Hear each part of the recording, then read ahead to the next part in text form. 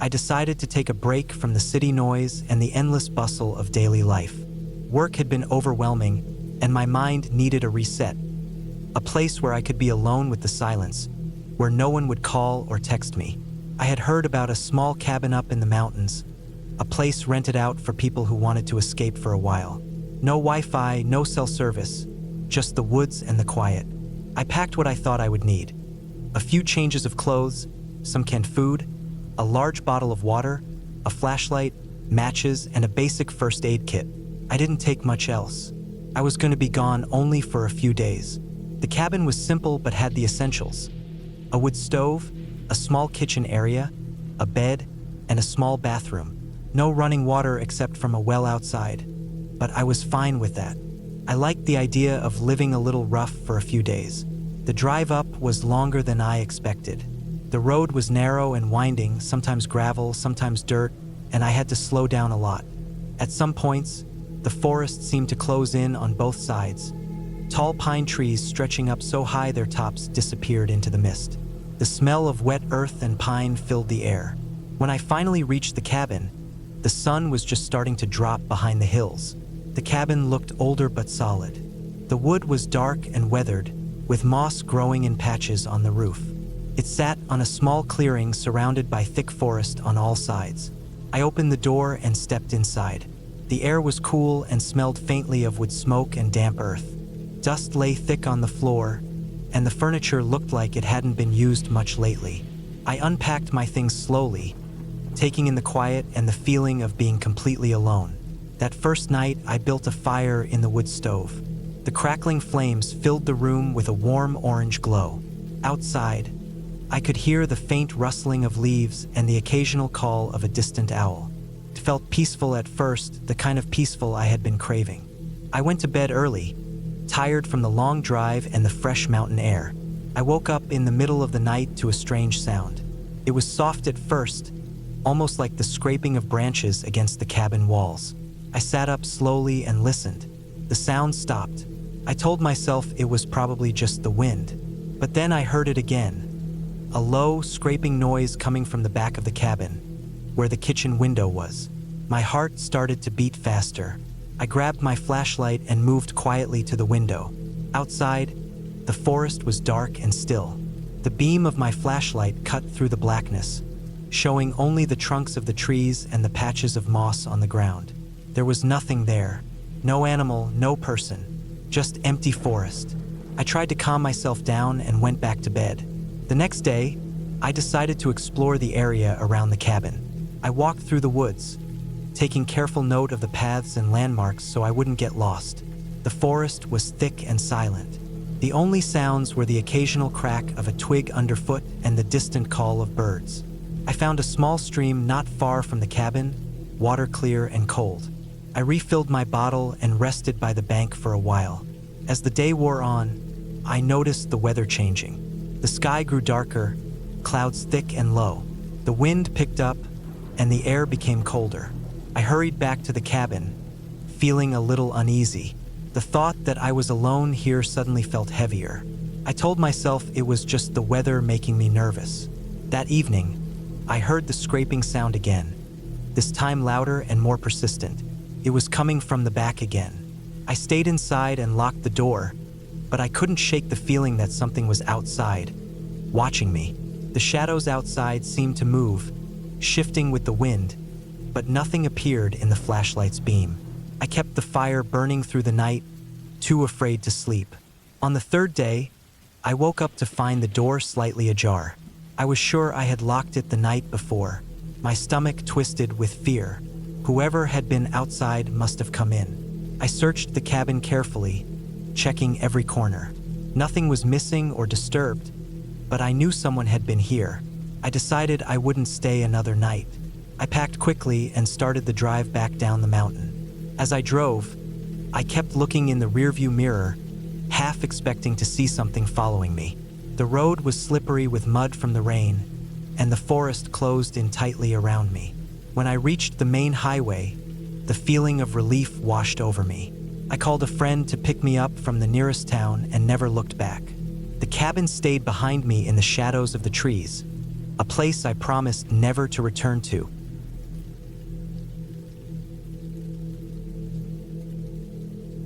The sky was a dull gray when I arrived at the cabin. It was early afternoon, but the thick clouds made the light dim and cold. The gravel road I had followed for the last hour was narrow and winding, cutting through dense woods of tall pines and oaks. Each turn brought deeper shadows and a growing silence that was almost oppressive. No birds sang, no wind rustled the leaves. It felt like the forest was holding its breath. I was alone. I had rented this cabin for the weekend to get away from everything. Work, people, noise. My phone had no signal, which I had known going in, but it still unsettled me to realize how cut off I was. There was no electricity either, so I planned to rely on the wood stove and lanterns inside. I liked the idea of being alone, but right now, walking up to the cabin through the thin drizzle, it felt more isolating than peaceful. The cabin sat on a small clearing surrounded by trees on all sides. It looked old but sturdy. The wood was dark from years of rain, and the windows were dusty, making it hard to see inside. A narrow dirt path led from the porch down to a small pond just out of sight through the trees. The pond was supposed to be a nice feature, but today the surface was choppy with the wind and rain. No ducks or frogs, just the cold gray water. I unlocked the door and stepped inside. The musty smell of old wood and damp earth filled my nose. It was chilly, but I expected that. I dropped my bags on the floor and lit the small lantern on the wooden table. The cabin was sparse inside. A kitchen corner with a small sink, a wood stove against one wall, a narrow bed covered in an old quilt, and a few shelves with dusty books and canned goods. Felt lived in once, but no one had been here for a while. I stacked some dry logs in the stove and managed to light a fire. The crackling flames warmed the room slowly, casting flickering shadows on the walls. Outside, the rain picked up, tapping on the roof and windows. The sound was steady and made the silence outside even deeper. I unpacked some food, canned beans, bread, a few apples, and ate while watching the fire. The cabin's silence pressed in on me. It wasn't just the lack of noise. It was the complete absence of anything human. No other houses, no cars, no planes overhead. Just the forest. The trees stood so still, their dark shapes like silent watchers in the fading light. After eating, I decided to explore the area a bit before dark. I grabbed my rain jacket and headed out. The rain was steady now, cold and soaking, but I kept walking down the path toward the pond. The ground was muddy and slippery underfoot. I slipped a few times but caught myself. The pond was smaller than I expected, ringed with reeds and fallen branches. The water was dark, reflecting the gray sky. As I stood there, the wind shifted, and I caught a sudden movement out of the corner of my eye. A figure, or maybe a shadow. I turned quickly, but nothing was there. Just trees and rain. My heart sped up. I told myself it was just my mind playing tricks, the loneliness and weather making everything seem strange. I walked back to the cabin, the rain now heavier, and the sky darker. The fire had died down inside, so I lit it again and prepared for the long night. I checked my phone, still no signal. The battery was low. I was glad I had packed an old paper map and a compass just in case. Later, as the night deepened, the storm grew louder. Thunder rumbled in the distance, and occasional flashes of lightning lit up the forest outside. The cabin shook slightly with the wind gusts. The rain drummed on the roof like a constant heartbeat. I sat close to the stove, feeling both comforted and uneasy. Around midnight, something changed. The silence outside was broken by a sound, faint at first, but growing louder. A scraping noise against the cabin's outer walls. I froze, listening carefully. It was irregular, like claws or branches dragged slowly. I got up and walked around the cabin inside, checking the windows and doors, all locked tight. I told myself it was an animal, maybe a raccoon or a deer trapped outside. The woods were full of wildlife, but the noise kept coming, now louder, closer. It shifted from scraping to thumping. My pulse raced as I peered through the small window near the door. The rain blurred the view, but I could just make out dark shapes moving near the porch. I grabbed a heavy flashlight from the shelf and opened the door a crack, shining the beam into the night.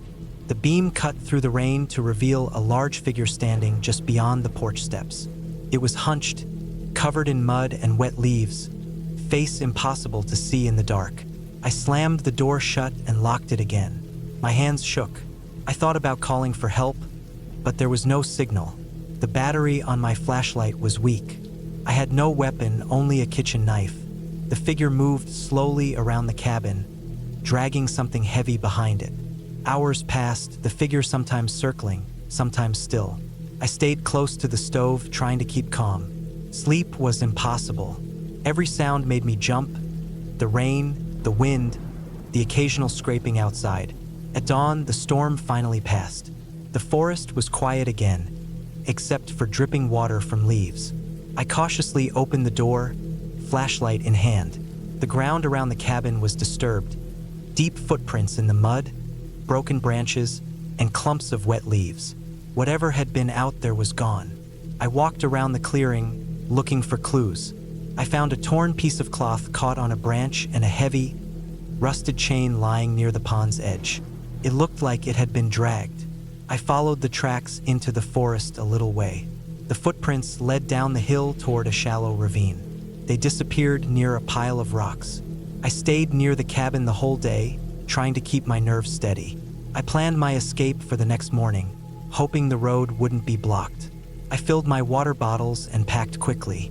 At night, I kept a fire burning and a makeshift weapon at hand. The forest was still, but I couldn't shake the feeling of being watched. I stayed inside until the first light of dawn, then left the cabin behind. The drive back to town was tense. Every shadow on the roadside made me nervous. When I finally reached a gas station with cell service, I called the police and reported what happened. They took my statements seriously, and a search was launched around the cabin. Days later, I learned that the area had been a hideout for a group of criminals who had been robbing cabins and attacking hikers. They had been using the dense forest and old cabins like mine as shelters. The figure I saw was likely one of them, caught out in the storm. The police found evidence at the cabin and nearby: weapons, stolen items, and chains. They never caught the people who were still out there, but patrols increased, and the area was declared off-limits. I never went back to that cabin or the forest around it. The experience stayed with me, the fear, the isolation, the helplessness, but I was glad to be alive and out of that place. I learned that nature can be dangerous, but sometimes the real danger is human. Not ghosts or monsters, just people and their darkness hiding in the wild. That cabin was meant to be a peaceful retreat, but it turned into a place of real fear. The woods that once seemed beautiful and quiet became a reminder of how alone and vulnerable I was. I never forgot the scraping sounds on the walls, the shadowy figure outside, or the weight of silence pressing down on me that night. But I survived, and that is what matters.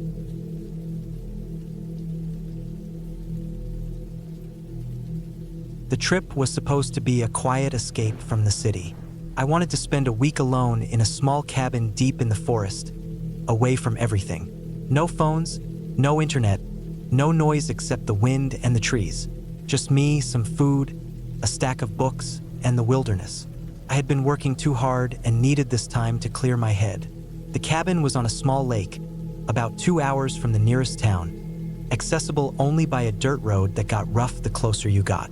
I arrived just before sunset, the sky a soft orange and pink. The road was narrow, twisting, with tall pines on either side. The air smelled fresh and clean. The cabin was old but sturdy, made of dark wood that blended well with the forest around it. It had a stone chimney, a small porch with a creaky swing, and windows covered in grime from years of rain and wind. It was not fancy, but it was mine for the week. I unlocked the door, stepping inside to a faint smell of dust and old wood. The cabin was small, maybe 600 square feet. There was a single room with a wood stove, a small kitchen area, and a fold-out couch. A narrow stairway led to a loft where the bed was. I pulled the curtains open and looked out over the lake. The water was calm and dark, reflecting the tall trees along its edge. No signs of anyone else around for miles. I unpacked slowly. My backpack held simple things: some canned food, bottled water, a flashlight, a battery-powered radio, matches, a first aid kit, a pocket knife, and some books. I had planned this carefully, making sure I was prepared for anything. The last thing I wanted was to be stuck here without enough supplies. The cabin had no electricity or running water, so I would have to be careful. The first night was quiet but uneasy. The sounds of the forest were new and strange. I heard owls hooting, the rustling of leaves, and the distant call of a coyote. It was peaceful but also made me feel alone. I lit the wood stove to warm the room and read by its glow until I fell asleep. The next morning, I woke early, sunlight streaming through the windows. I made some coffee on the small propane stove and ate canned peaches and crackers. The air was crisp and smelled of pine and damp earth. I decided to explore the area around the cabin. The dirt road ended just a few hundred feet away, turning into narrow hiking paths through thick woods. I walked slowly, trying to memorize the landmarks. There was a rocky hill to the north, a small creek that fed into the lake, and a patch of wildflowers near the water's edge. I felt peaceful, like the forest was holding me safe. But as the day went on, I began to notice strange things. Small branches snapped underfoot, but no animals were in sight. I found a few footprints in the soft dirt near the creek, large, heavy prints that looked too big for any deer or bear I knew. I shrugged it off. Maybe a hunter or someone else with a dog had passed by recently. The area was remote, but not completely empty. There were cabins scattered around, and people liked to come here for fishing or hunting. Still, I felt a tiny knot of unease in my stomach. That night, the wind picked up. I kept the stove burning, the flames crackling, and the cabin warm. The radio I brought picked up a faint signal from a local station, talking about weather warnings and fire danger. I listened to the static and the voice, feeling comforted by the human sound. Then, out of the silence, I heard a strange noise. It was faint at first, like a distant thud or a branch breaking. I froze, listening carefully. The noise came again, closer this time, and then another, like footsteps crunching on dry leaves. I grabbed my flashlight and moved to the window, shining the beam into the darkness. The forest looked still and empty. No movement, no animals, just blackness and shadows. I told myself it was nothing, maybe a deer or a raccoon, but I couldn't shake the feeling of being watched. The hairs on my arms stood up. I locked all the doors and windows before going to bed, making sure the knife was within reach. Over the next few days, the noises got worse. At times, I heard something walking around the cabin in the dead of night, slow, heavy steps. Sometimes branches snapped near the edge of the clearing. I never saw anything, but the feeling of being followed grew. I didn't bring a gun, but I kept the pocket knife close and the flashlight ready. During the day, I stayed near the cabin, reading or writing in my notebook. The forest was beautiful, but every sound seemed sharper, every shadow darker. One afternoon, I found a broken tree branch lying near the porch. It looked like someone had forced their way through the brush. The dirt was freshly disturbed. That's when I began to worry. Someone was nearby. Someone I didn't know, someone not friendly. The next night, the footsteps were louder, closer. I could hear breathing outside the door, slow and heavy. I grabbed the knife and held my breath, waiting. The footsteps stopped. A long silence. Then a soft scraping on the wooden porch. I pressed my back against the wall, heart pounding. Suddenly, a loud banging on the door shook the cabin. Someone was trying to get in. I scrambled to the window and saw a dark figure, tall and heavy-set, pounding the wood with fists. I screamed silently, backing away, looking for a way out. The door was locked, but I knew it might not hold. I looked around and spotted the back door, partly hidden by a curtain. I slipped over and pushed it open, stepping outside into the cold night air. The man was still banging the front door, shouting something I couldn't hear. I ran toward the trees, stumbling over roots and rocks. I didn't stop until I was deep in the woods, breathless and scared. I had no idea where I was or how to get back to the road. The forest was dark and silent, no sounds except my own ragged breathing. I pulled out my phone, hoping for a signal. Nothing, no bars. I walked for what felt like hours, trying to find the dirt road. My legs were aching, and the cold night air made my skin crawl. I thought about the man back at the cabin and felt a cold wave of fear wash over me. What did he want? Why was he there? Eventually, I saw a faint light far off, flickering like a fire. I headed toward it, careful not to make too much noise. As I got closer, I realized it was a campfire, surrounded by a small group of people. They looked rough and unwelcoming, but they offered me a place to rest. I didn't ask questions. I was too tired to care. The next morning, one of them drove me back to town. I explained what happened, and the police were called. They searched the area but never found the man. No one knew who he was or why he targeted the cabin. I left the woods the next day, feeling shaken and wary. That experience stayed with me for a long time. The forest, once a place of peace, became a place of fear. I learned that sometimes the scariest things aren't ghosts or monsters, but real people with real danger. And when you're alone in the wilderness, you have to be ready for anything.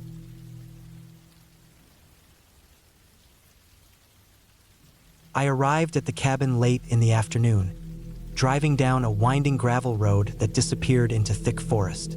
The sun was low but still bright, shining through tall pine trees that surrounded the narrow road. The air was cool, and I could smell the fresh scent of pine needles and damp earth. This was exactly what I wanted. A quiet place to be alone for a few days, away from the city noise and work stress. The cabin stood small and weathered at the end of a short driveway. It was made of dark logs, aged by years of sun and rain, with a simple wooden porch that creaked softly when I stepped onto it. The roof was covered with moss, and a thin plume of smoke curled out of the rusty chimney. The place looked sturdy even if it was old.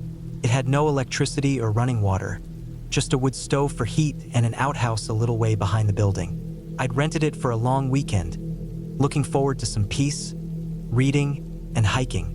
The plan was simple: bring some food, water, and a few supplies and just stay off the grid.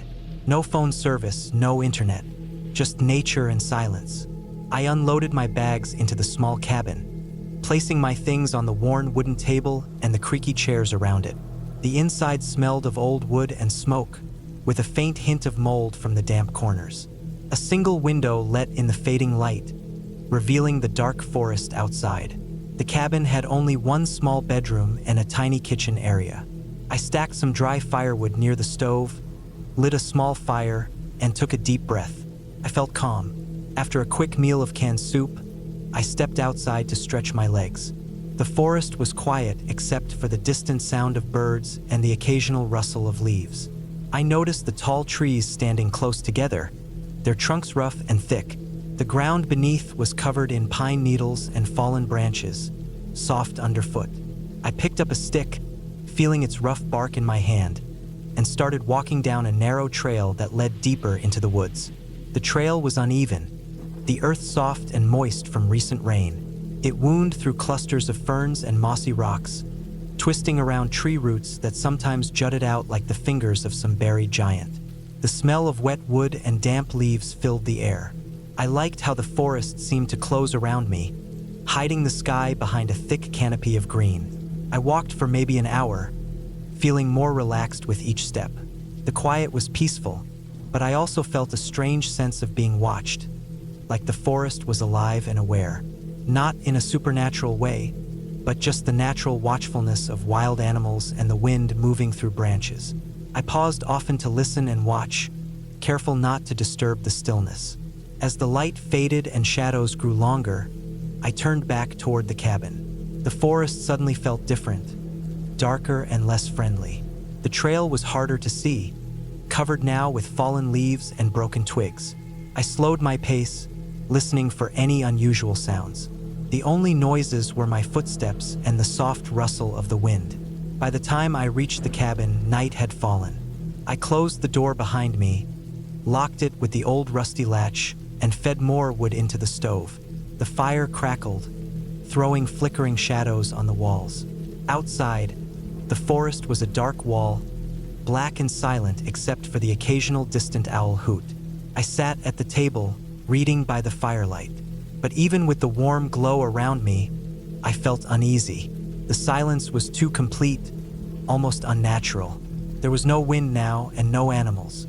It was like the forest was holding its breath. Suddenly, I heard a soft noise outside, something scratching at the cabin wall. It was faint at first, but persistent. I froze, listening. The scratching came again, slow and deliberate, like claws or nails. I stood and looked out the window, but I couldn't see anything in the dark. The sound stopped after a minute, but my heart was pounding. I tried to convince myself it was just a small animal, maybe a raccoon or squirrel. I closed the curtains and sat back down, but I couldn't shake the feeling that something was close, watching me. The night grew colder, and I added more wood to the fire. I decided to get some sleep, but I left the stove burning low and the door locked tight. The cabin creaked and settled as the wind shifted outside. I woke up around midnight, a sudden noise jolting me fully awake. It sounded like footsteps on the porch, slow, heavy, deliberate. I held my breath, staring at the door. The footsteps stopped just outside, then moved quietly around to the side of the cabin. I could hear the soft crunch of gravel and dry leaves. For a moment, I thought about calling for help, but I had no phone signal and no way to contact anyone. The nearest neighbors were miles away, and the forest was vast and dark. I got up carefully, grabbing a heavy stick from beside the door for protection. I peeked out the window, but the porch was empty. The footsteps were gone, but I was sure someone had been there. My mind raced with possibilities. Was it a lost hiker or something worse? I checked the locks on the door and windows, making sure they were secure. Then I stayed awake for the rest of the night, sitting close to the fire, listening for any more sounds.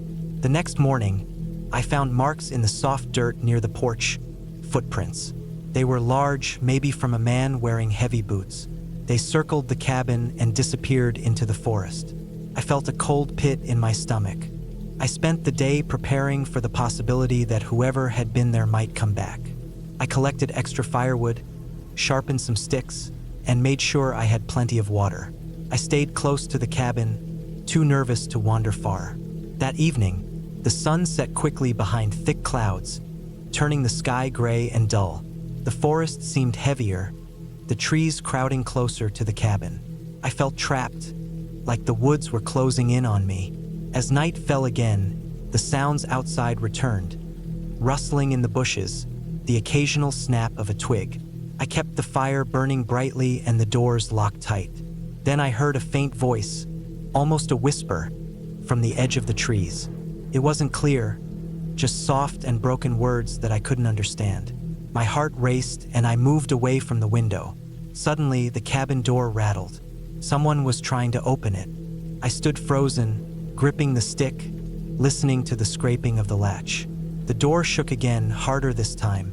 I realized then that I wasn't safe here alone. I looked around quickly and grabbed my backpack. I brought a map and compass, and I knew the road was only a short walk from the cabin. The problem was getting there without being seen. I waited until the noise stopped, then slipped out the back door quietly, moving fast but carefully through the trees. I could hear footsteps following me now, crunching on the leaves, but I kept going, running toward the road. When I finally reached the gravel road, I saw a car parked far away, with its engine running. I ran to it and jumped inside, locking the door behind me. The driver was an older man who looked surprised but relieved to see me. I told him I needed help, and he drove me back to the nearest town. The police were called, and they searched the area around the cabin but found no one. In the days that followed, I learned that the cabin had been used by a group of local criminals to hide stolen goods and plan illegal activities. Sometimes people like me who came alone were seen as easy targets or spies. The footprints and noises were probably men checking if anyone was inside. I was lucky to get away.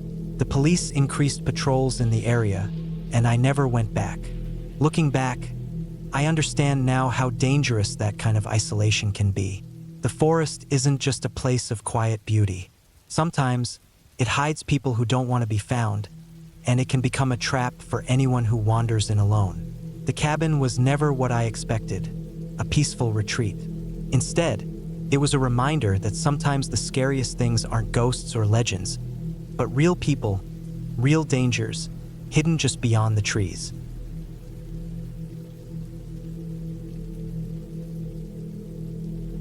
I never imagined a simple trip to a remote cabin could turn into something so unnerving. I had always thought of myself as practical, someone who could handle most situations with calm and logic.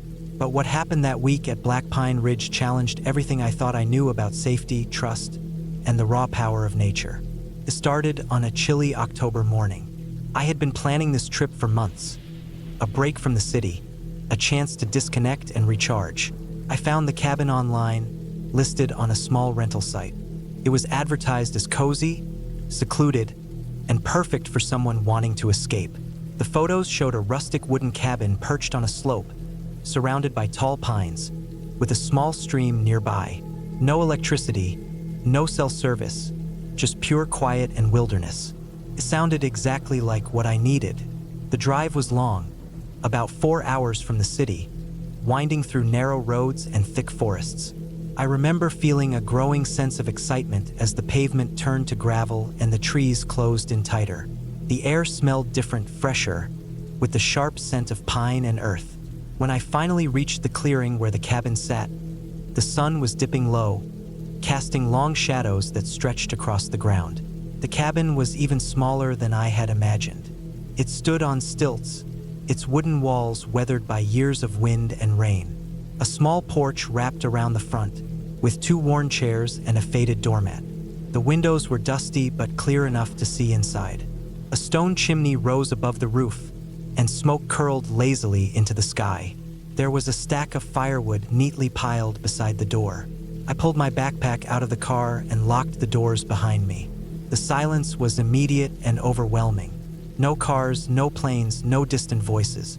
Just the rustling of trees and the occasional chirp of birds settling down for the night. I felt a strange mix of relief and unease. It was peaceful but also a little lonely.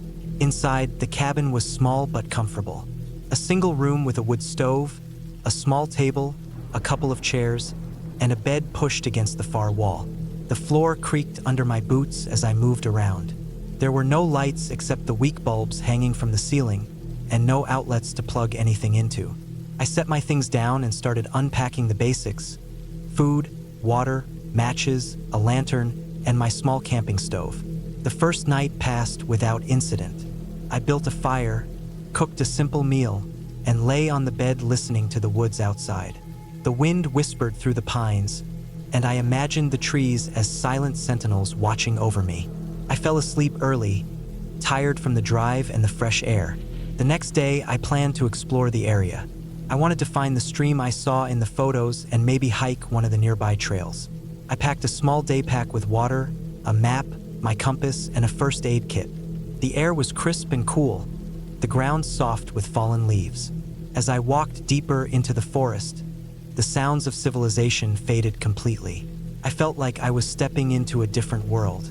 The trail was uneven, overgrown in places, but clearly marked with faded wooden signs. I followed it down to the stream, a narrow ribbon of water running over smooth stones. The sunlight filtered through the trees, creating patterns on the water's surface. I took off my boots and dipped my feet in. The water was cold, shocking at first, but refreshing. I sat on a rock and ate some trail mix while watching a small family of squirrels scamper among the branches. Time passed slowly.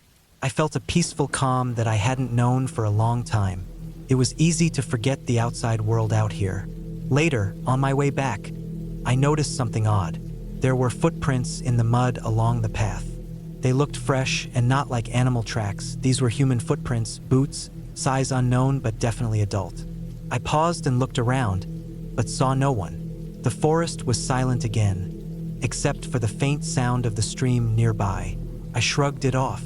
Maybe someone else was renting a cabin close by, or a hunter passing through. I didn't think much of it and continued back to the cabin. That night, I prepared a fire again, feeling more comfortable. But as darkness fell, I began to notice other sounds. Faint rustling just outside the window, like someone moving carefully through the underbrush. I stared into the blackness beyond the glass, trying to see any shapes or movement.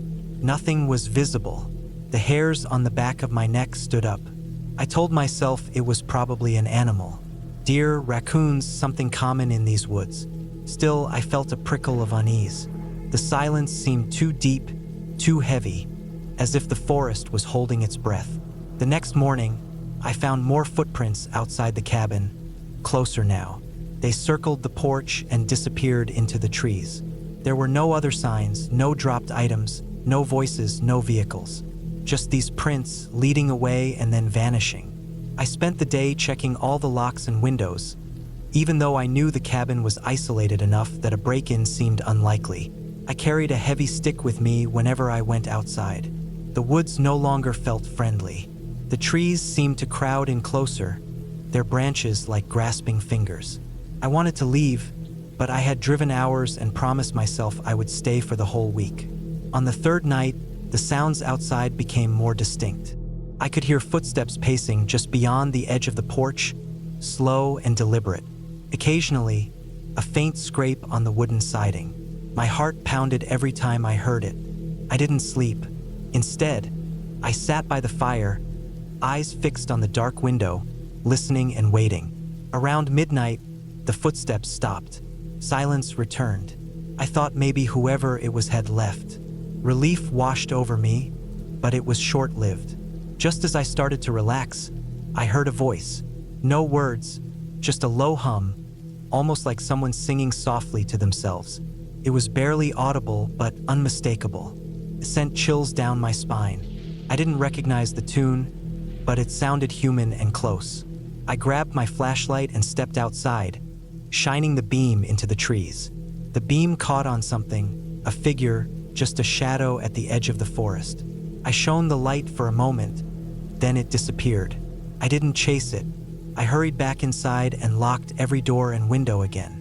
I checked my phone, hoping for a signal, but still no service. The nearest town was miles away, and I was completely cut off. The next morning, I decided to leave the cabin early. I packed hurriedly, feeling a growing dread. Before I left, I walked around the cabin one last time, looking for any signs of who or what had been there. That's when I saw the note. It was taped to the back door, written in large, messy letters on a torn piece of paper. "You are not alone. Leave now." The handwriting was rough, but the message was clear and chilling. Whoever had been watching me was close enough to leave this note without me seeing. I didn't stop to think. I grabbed my backpack and keys and ran to my car. As I started the engine, I scanned the tree line again. No sign of anyone. The drive back was tense. Every rustle in the woods made me glance nervously out the window. The gravel road felt endless, twisting through the forest, and I kept expecting to see headlights behind me. When I finally reached the highway, the sun was rising. I stopped at a gas station to call a friend and explain everything. My hands trembled as I told the story, feeling shaken but relieved to be safe. Looking back, I never found out who had been at the cabin or why. There was no evidence left behind except the footprints, the humming, and the note. No police found anything either, and the cabin was still listed online after I left. I haven't been back since, and I don't plan to. The woods at Black Pine Ridge aren't just quiet. They're watching, waiting, and some things in the forest aren't meant to be found.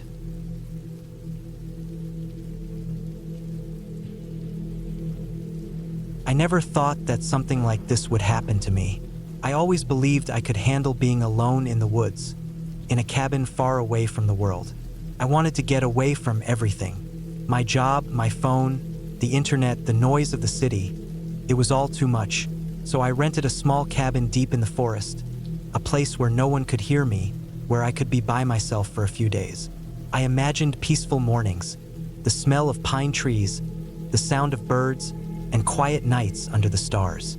What I got was something far darker than I could have ever expected. The cabin was located in a remote part of the forest.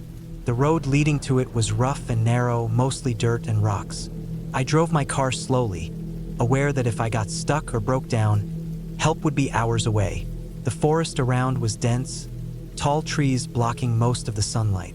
I had printed out directions from the rental website, but when I arrived, the small wooden cabin looked even smaller and older than the pictures. It stood alone in a small clearing with no other buildings nearby. There was no electricity or internet, and the only power came from a small gas stove inside. The cabin smelled musty, like old wood and damp earth. The floor creaked under my feet. Inside, there was a small kitchen, a living area with a fireplace, and a bedroom with a bed covered in a thick quilt. There was a woodpile stacked outside, and a metal bucket for water by the back door. A small bathroom had a sink and a composting toilet, but no shower. I was prepared for all this. I brought bottled water, canned food, a flashlight, a first aid kit, and a large supply of firewood. The first day passed slowly. I unpacked my things, stacked firewood inside, and explored the clearing around the cabin. I noticed that the forest was very quiet. No birds sang, no squirrels chattered. Even the wind seemed still. At first, I thought this was peaceful, but as the hours went on, the silence felt heavy and strange. The sun was setting quickly behind the trees, and the shadows grew longer. I lit a fire in the fireplace to keep warm. The light flickered on the wooden walls, making strange shapes that danced and moved. I sat by the fire, reading a book I had brought, trying to relax. That night, I slept poorly. Every small sound outside made me tense up. The cracking of a branch, the rustle of leaves, the occasional animal call that I could not identify. I kept waking up and checking the windows. The cabin was old, and I could hear the wind whistle through the cracks in the wood. At one point, I thought I heard footsteps outside, but when I looked, no one was there. I told myself it was just an animal or the wind playing tricks on me. The next day, I decided to explore the forest a little more. I took a small backpack with water, a map, and a compass. I wanted to walk to a nearby creek that the rental description mentioned. The forest was dense, and the trees were close together, their branches tangled like fingers reaching across the path. The ground was soft with moss and fallen leaves, and I had to step carefully over roots and stones. The air was cool and smelled like wet earth. After walking for almost an hour, I found the creek. The water was clear and cold, running over smooth stones. I sat on a large rock near the water and rested. The forest was quiet here too, but at least I could hear the sound of flowing water. I filled my water bottle and looked around. The trees were taller here, and the sunlight filtered through the leaves in soft patches. It felt calm for a moment, but then I noticed something strange. On the opposite bank of the creek, I saw footprints. They were fresh and large, too big to be from any small animal.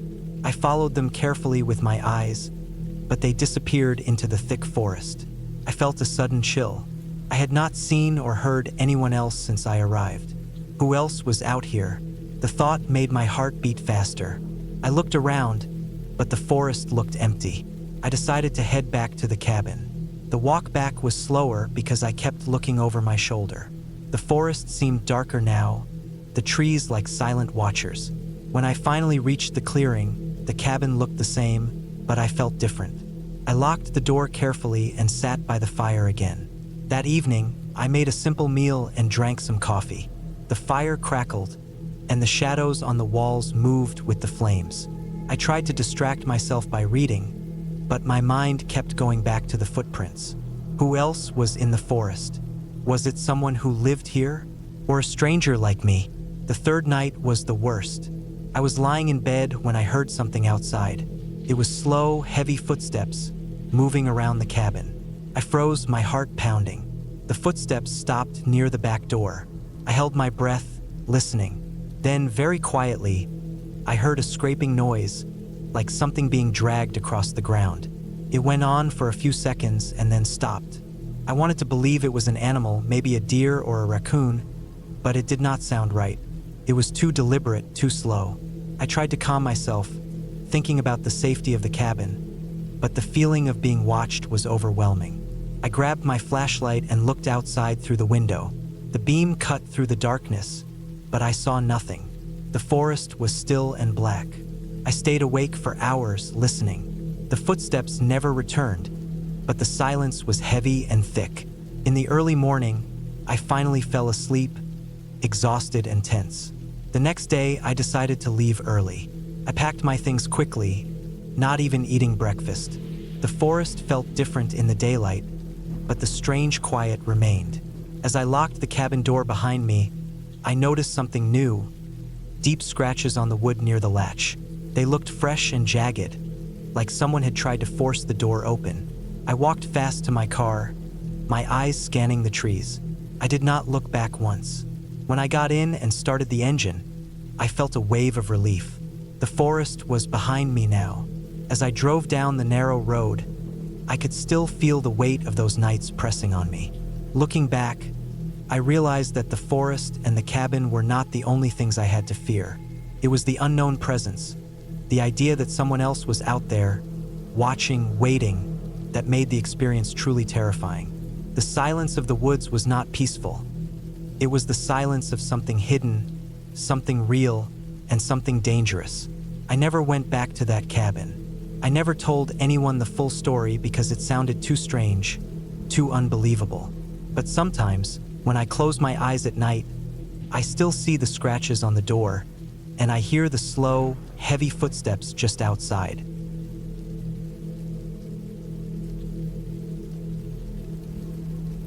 I never thought I would end up in a place like that cabin. It was supposed to be a simple weekend getaway, something to escape the endless noise and stress of the city.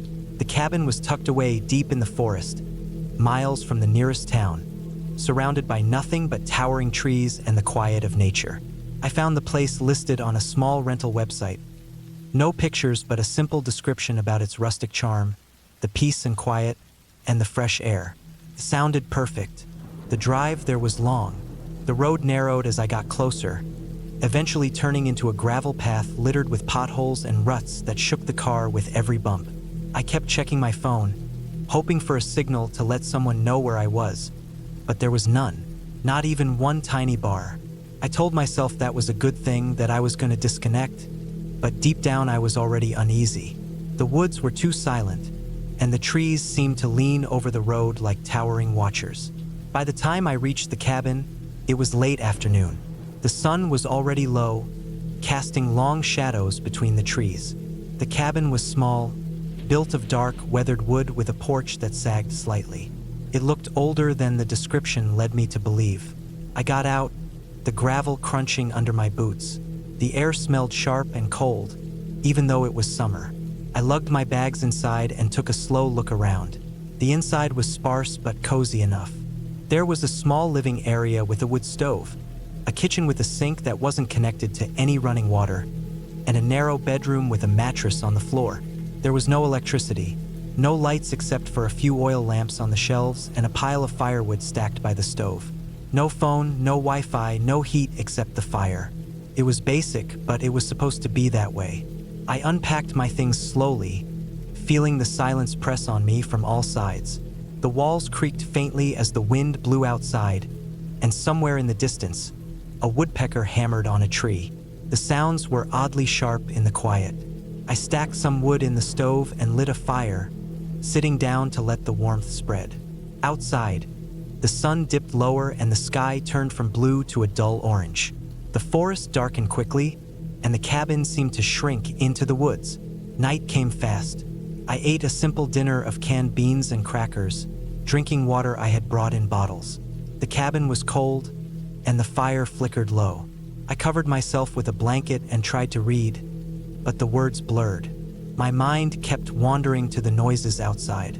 There was something about the woods at night that felt different, heavier, almost watching. The wind shifted, and I heard branches tapping on the windows. I told myself it was just the wind, just the forest being alive, but I couldn't shake the feeling. Then, around midnight, I heard it. A noise unlike anything else I had heard in those woods.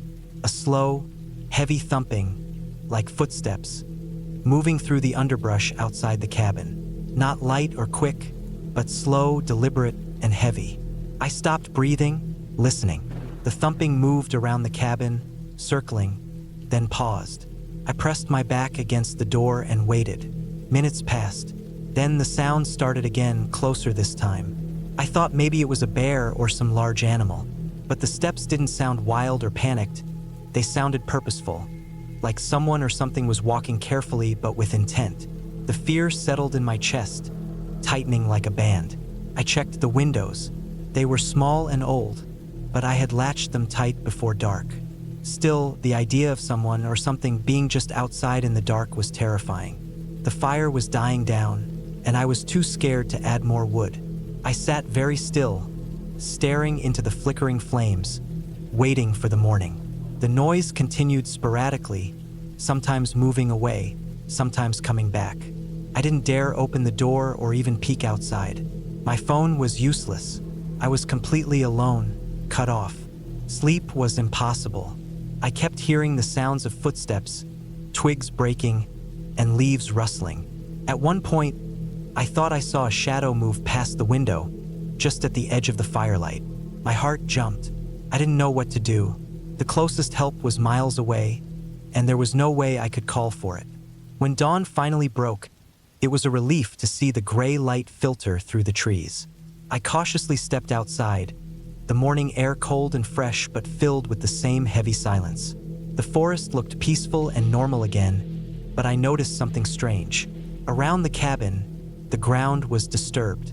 There were footprints, large, heavy, and human-shaped, circling the cabin. They didn't look fresh, but they weren't old either. They were muddy and deep, like someone had been around all night. There were also marks on the porch steps, as if someone had tried to get in. I followed the tracks a little into the woods, but they disappeared after a short distance. I packed quickly and left without another night. Driving back on the bumpy road, I kept glancing in the rearview mirror, expecting to see someone or something following me. But the road was empty. The woods were silent again. When I got back to town, I went straight to the police station. They took my story seriously but said there was nothing they could do without more evidence. They warned me that the forest was known for people who liked to hide out or do illegal things, and sometimes they got aggressive when disturbed. I never went back to that cabin. The memory of those heavy footsteps circling me in the dark stayed with me for months. Sometimes I wondered if I had imagined it all, but the muddy footprints around the cabin said otherwise. It was a real threat, a real fear, without any ghosts or stories. Just the raw, silent menace of being alone in the woods with someone watching you, waiting.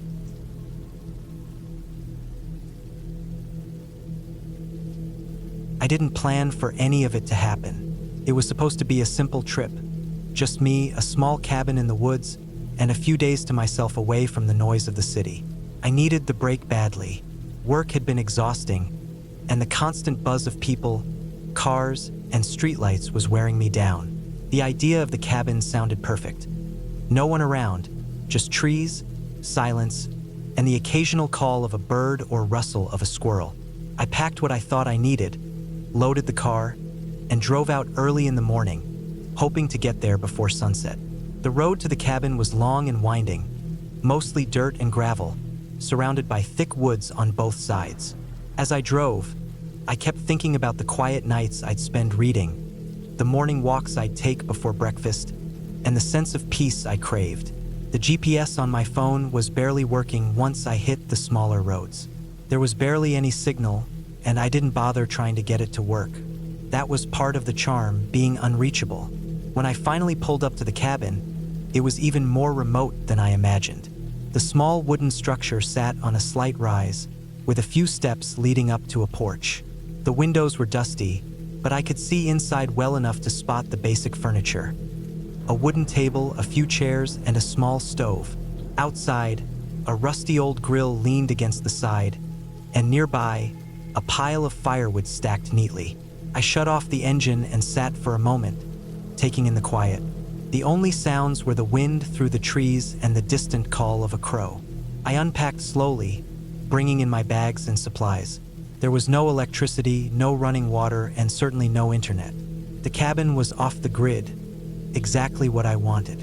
I felt a strange mix of excitement and nervousness. The silence was almost too complete, but I told myself that was the point, to disconnect and recharge. That first night, I lit a fire in the old stone fireplace. The crackling flames threw shadows against the walls, and the warmth filled the small room.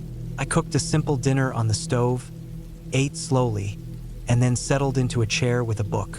Outside, the sky was clear, full of stars I never got to see in the city. I felt content, but that night I didn't sleep well. The cabin creaked and groaned as the wind moved through the trees. Every little noise felt magnified in the silence. I kept hearing the occasional snap of a twig, the scurrying of small animals outside. Eventually, I dozed off, but I woke a few times, tense and alert. The next day was bright and sunny. I took a long walk through the woods, following a faint path that twisted between the trees. The forest was dense, with thick underbrush and tall pines reaching up toward the sky. The air was fresh, and I breathed deeply, feeling the tension in my shoulders ease a little. I noticed old tire tracks on the dirt path and patches where the undergrowth was trampled, signs that others had been here, though rarely. When I got back, I found the cabin just as I left it, peaceful and still. I spent the afternoon reading and making notes in a journal I'd brought. But as evening approached, something unsettled me.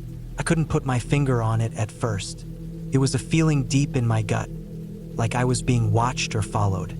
I told myself it was just my imagination playing tricks. The nights were always the hardest. The darkness felt heavier here than it did at home. Every sound seemed louder. I stayed close to the fireplace and kept a knife nearby, more for comfort than anything else. One night, I thought I heard footsteps outside the cabin, soft and slow, pacing back and forth. I grabbed a flashlight and shone it out the window, but I couldn't see anything except the black shapes of trees. I stayed awake for hours, listening to the silence. On the third day, I decided to check the perimeter of the cabin more thoroughly. I wanted to be sure there was no one nearby, no strangers lurking. I walked around the property carefully, looking for tracks or signs. Near the edge of the trees, I found a set of footprints pressed deep into the soft earth. They were large, maybe from a man's boots, but oddly spaced, as if the person had been walking slowly or pacing. The prints were fresh, maybe from earlier that day or the night before. That was when the real fear started to creep in. Someone had been close to the cabin without my knowledge. I wanted to convince myself it was a hunter or someone passing through, but the pacing pattern felt deliberate. It wasn't just a casual walk. It was like someone was waiting or watching. I went back inside and locked the door, even though I had no real lock to speak of, just a simple wooden latch. I double-checked the windows and pulled the curtains shut. I didn't want to leave the cabin anymore. I didn't want to be outside alone. As the sun set, I sat by the fire, trying to calm my racing thoughts. I made sure all my knives were close, and I had my phone fully charged, even if the signal was weak. I hoped I'd get a call or message, anything, so someone would know where I was if things went wrong. That night, I barely slept. The footsteps came again, slower this time, circling the cabin. They paused at the door, then moved away. I held my breath, waiting for a sign, a noise, anything that would tell me what was happening. But nothing came except the sound of the wind and my own pounding heart. The next morning, I found a scrap of paper pushed under the door. It was a small piece torn from some notebook. On it was a single word, scrawled roughly, "Leave." My hands trembled as I picked it up. I wanted to run, to get in the car and drive away, but I had come too far. I was stuck. I packed a small bag, preparing to leave immediately. But before I could get to the car, I saw something else. Scratches on the door frame, deep and fresh, as if someone had tried to force their way in. The wood was splintered in places. Fear gripped me, but I fought to stay calm. I had to think clearly. I decided to wait until daylight, hoping whoever was out there would leave. I stayed inside, barricading the door with a chair, watching every window, every shadow. I rationed my food and water carefully. Each hour passed slowly, the silence broken only by distant animal calls. On the third day after the note, things got worse. I heard voices, low, rough, muffled by the trees, but close enough to make out words.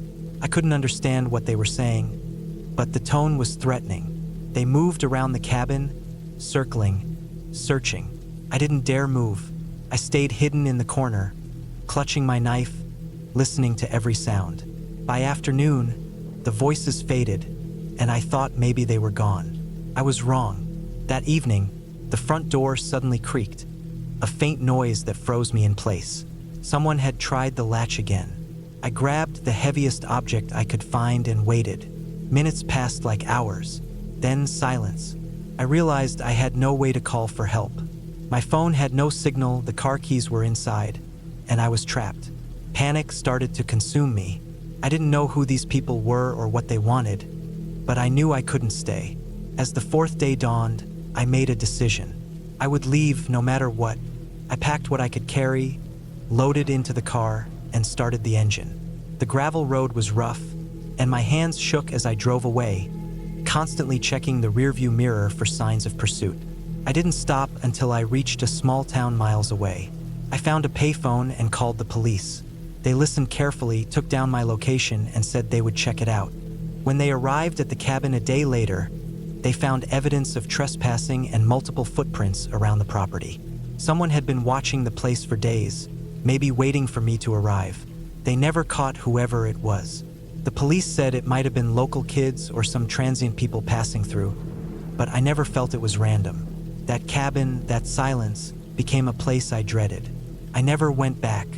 In the end, I realized that the real terror wasn't ghosts or monsters. It was the fear of being completely alone and vulnerable, with no way to protect myself from real people who could harm me. The woods don't need magic to be scary.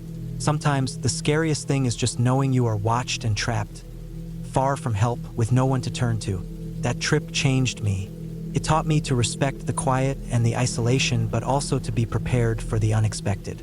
I learned that no matter how peaceful a place looks, there can be dangers lurking beneath the surface, human dangers. And sometimes the hardest thing is to escape those dangers, not the shadows.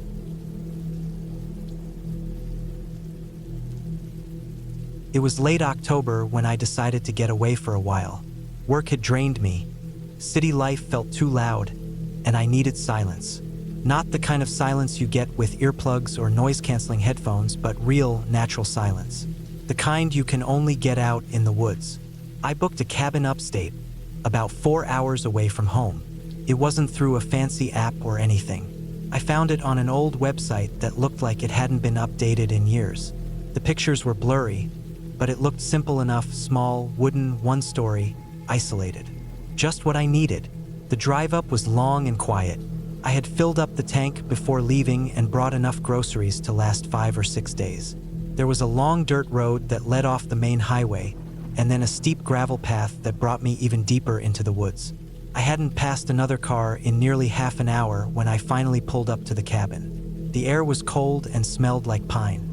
The place looked older than the pictures showed. Some moss on the roof, a little sag in the porch, but it looked sturdy enough. Inside, it was simple. One room with a small bed in the corner, a wood stove, a counter with a sink and a propane stove, and a tiny bathroom that barely fit the toilet and sink. There was no cell signal, no Wi-Fi, no television. Just a battery-powered radio, a couple of old oil lamps, and a shelf with a few dusty books. I unpacked, lit the stove, and settled in. That first night was peaceful. The wind rustled outside, and the occasional crack of a twig reminded me that I was deep in the woods, but it didn't scare me. It felt good to be that far removed from everything. The next morning, I got up early. I cooked some eggs and made coffee on the propane stove. I had brought a couple of paperbacks with me and spent the morning reading on the porch. Around noon, I went for a walk. The trees were mostly bare, but the crunch of fallen leaves under my boots was oddly satisfying. I followed a deer trail for a while, not worrying about getting lost since I had a decent sense of direction. I came across a dried-up creek bed and followed it for a bit before looping back. It wasn't until that second night that I noticed something strange. I was lying in bed, about to drift off, when I heard a noise outside. It sounded like something brushing up against the side of the cabin. I sat up and listened. The wind had picked up a little, so I figured it was just a branch or maybe an animal. But it kept happening. A soft scrape, then silence, then again, from another side of the cabin. I got up, put on a jacket, and stepped outside with my flashlight. I walked around the cabin slowly, shining the beam along the walls and into the trees. Nothing. No animals, no branches leaning against the wood. I stayed out there a few minutes longer, my breath visible in the cold air, before heading back inside. Maybe it was just the wind. Old cabins make noises. I reminded myself of that as I crawled back into bed. The next day passed without anything odd. I hiked a bit further, found an old rusted-out pickup in the woods that had clearly been there for years, and spent the afternoon drawing in a sketch pad I'd brought. I slept better that night, mostly from exhaustion, but the following night was worse. Started the same, a scraping sound, but then there was something else.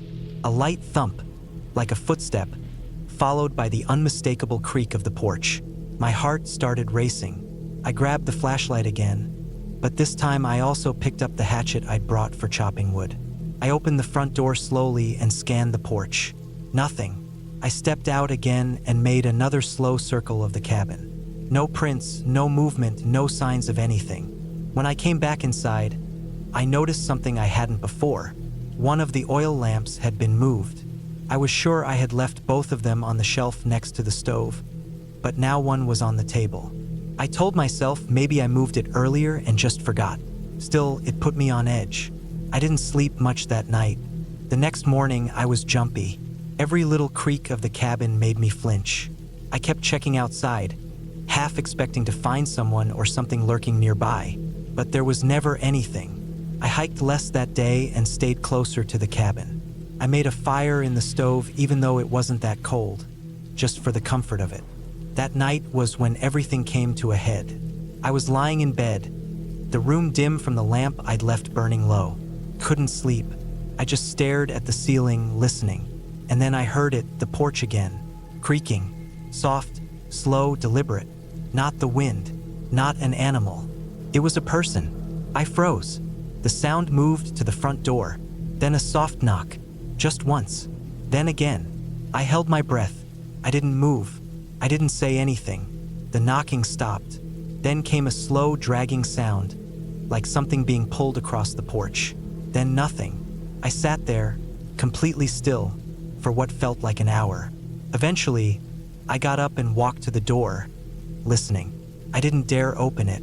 I stayed up the rest of the night, sitting in a chair with the hatchet on my lap, facing the door. When morning finally came, I stepped outside. The porch was empty, but I noticed something strange. Mud. There were dirty smudges on the wooden boards, like someone had walked across it with bare feet caked in mud. I followed the prints down the steps and a few feet into the woods. Then they disappeared. I made a decision right then. I packed my things. I didn't even bother cleaning up. I just threw everything into the truck and started the engine. The drive back felt even longer, and I kept checking the rearview mirror. When I finally got home, I locked every door and window.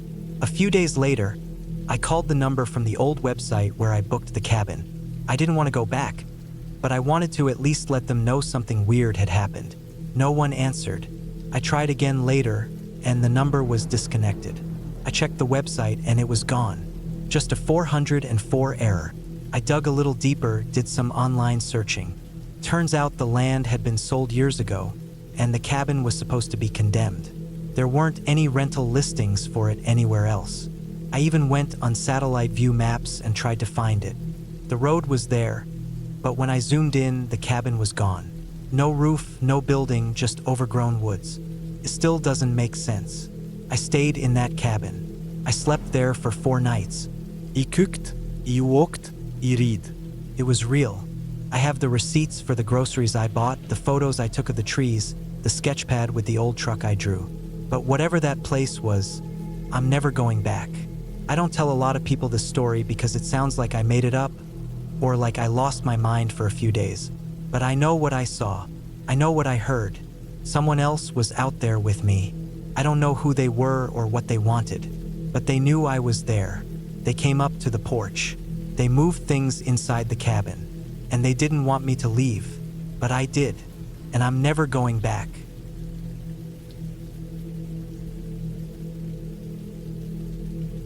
It was late October when I decided to get away from everything for a while. I had been working non-stop for months, and the city's noise, the endless rush, and the constant pressure were wearing me down. I needed silence. I needed space. That's why I rented an old cabin far out in the woods, in a small, forgotten patch of land where the trees were thick and the roads thin. The kind of place where your phone barely works and the only light at night comes from the stars and a flickering lantern. The cabin was a simple wooden structure, built decades ago by someone who loved the forest. It sat by a small lake, surrounded by tall pines and oaks. The owner had left it almost empty, just some basic furniture, a wood stove, and a small kitchen. No TV, no internet, no distractions. Exactly what I wanted. The drive there was long and tiring. After hours on narrow roads, the trees growing taller and denser, I finally saw the cabin through the branches. It looked peaceful in the fading light, but also a little lonely. The wooden walls were weathered and gray, the roof covered with moss. A stone chimney stood to one side, hinting at warmth inside. I parked the car near the porch, grabbed my bags, and stepped inside. The air was cool and smelled of old wood and pine needles. I stacked some firewood near the stove and lit a small fire. The flickering flames made the room glow with soft, warm light. I unpacked slowly, feeling the tension from the city start to drain from my body. That first night, the sounds of the forest surrounded me. The distant call of an owl, the rustling of leaves, the gentle lap of water against the shore. It was different from the city noise I was used to. It was quieter, slower, but it also made me aware of how alone I really was. The next day, I explored the area. The forest was thick but beautiful, full of mossy stones, fallen branches, and the occasional squirrel darting across the path. The lake was calm, with a mirror-like surface reflecting the gray sky. I sat on a fallen log, staring at the water, feeling small and peaceful. The cabin had no electricity except a small generator the owner left for emergencies. I mostly used the fire stove to cook and keep warm. During the day, the sun filtered through the trees, casting dancing shadows on the ground. At night, the darkness was complete, almost suffocating if you were not used to it. On the third day, something strange happened. I was sitting by the lake, reading a book, when I noticed a faint noise behind me. At first, I thought it was the wind, but then it grew louder, a soft crunching, like someone walking on dry leaves. I turned around but saw nothing. The forest was still and quiet again. I told myself it was just my imagination, maybe a deer or a bird. I shook my head and went back to my book, but the feeling of being watched stayed with me. That night, as I lay in bed listening to the crackle of the fire, I heard the noise again. This time it was closer, footsteps crunching on the gravel outside. I sat up slowly, heart pounding, eyes fixed on the small window by the bed. The moonlight barely lit the porch, but I thought I saw a shadow move. I told myself to calm down, that it was probably an animal, maybe a raccoon or a fox looking for food. Still, I made sure the door was locked tight and checked that the windows were closed. I tried to relax, but sleep did not come easily. The next morning, I found something odd near the cabin door. A small pile of stones, carefully stacked. I hadn't put them there. The stones were smooth, round, and looked like they had been chosen on purpose. Felt like a message, but I didn't know what it meant. Over the next few days, the noises outside became more frequent. Footsteps in the dirt, the snapping of twigs, sometimes faint voices carried by the wind, though I could never make out what they said. I didn't see anyone, but it was clear I wasn't alone. I started carrying a knife with me whenever I went outside. I checked the locks twice every night. I didn't want to admit it, but I was getting scared. One evening, after the sun had set, I sat on the porch smoking a cigarette, trying to steady my nerves. The air was cold and still. Suddenly, I heard a loud thud coming from the back of the cabin. My heart jumped. I grabbed my knife and slowly walked around the side to check. There was nothing there, just a fallen branch lying on the ground. I told myself to stop overthinking, but the feeling of danger was growing. I realized that whoever was nearby knew I was alone. Maybe they had been watching me since the first day. I wanted to leave, but the nearest town was an hour away, and my car was parked near the cabin. I felt trapped. The following day, I tried to keep busy. I chopped wood, cleaned the cabin, and went for long walks deeper into the forest. I even tried to make a signal fire near the lake in case someone came looking for me. At night, I barely slept. I kept hearing noises outside, footsteps circling the cabin, low murmurs, branches scraping against the walls. Once, I thought I saw a pair of eyes shining in the darkness, but when I focused, they disappeared. On the fifth night, everything changed. I was lying in bed when I heard a loud crash from the living room. I jumped up and grabbed my knife.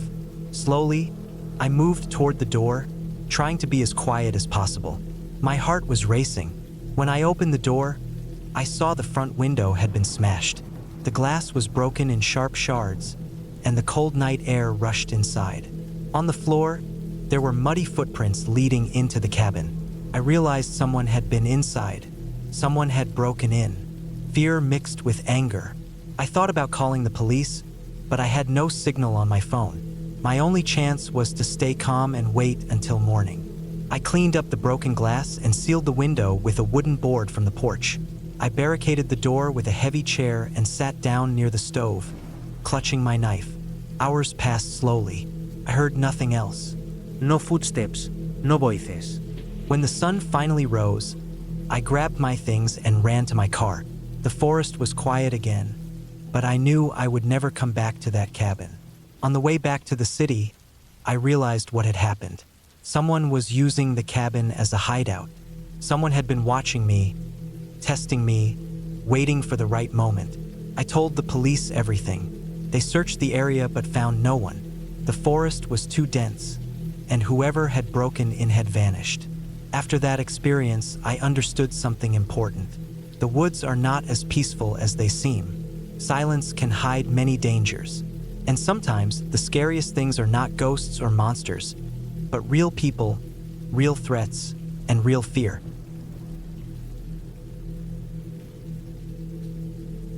I've always liked the idea of getting away from the city, just me and nature for a while. The noise, the crowds, the endless rush of people and cars, it wears on you. I had saved up enough to rent a small cabin deep in the woods for a week, wanting to clear my head. The cabin wasn't fancy, just a simple, weathered wooden structure surrounded by thick trees and silence. No internet, no cell phone signal. Exactly what I wanted.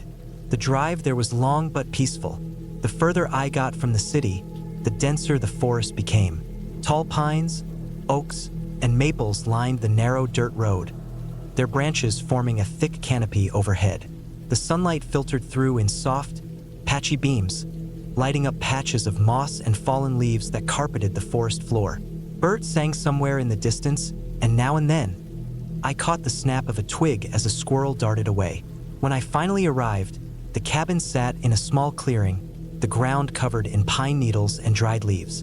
It looked exactly like the pictures on the rental site. Old but well kept, with a front porch, a small woodpile stacked neatly beside it, and windows that looked out over the woods. The air smelled clean and sharp, filled with the scent of pine and earth. I parked the car, took my bags, and unlocked the door. The wood creaked under my feet as I stepped inside. Inside, the cabin was small but cozy. There was a simple kitchen with a stove and a sink, a table with 2 chairs, and a small couch pushed against the wall. The bedroom was a separate room with a bed, a dresser, and a window facing the trees. The bathroom was basic but clean. I unpacked slowly, putting my things away, making the place feel like mine for the week.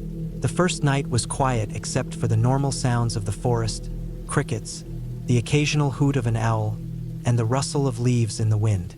I sat on the porch for a while, staring up at the stars shining clear and bright in the dark sky.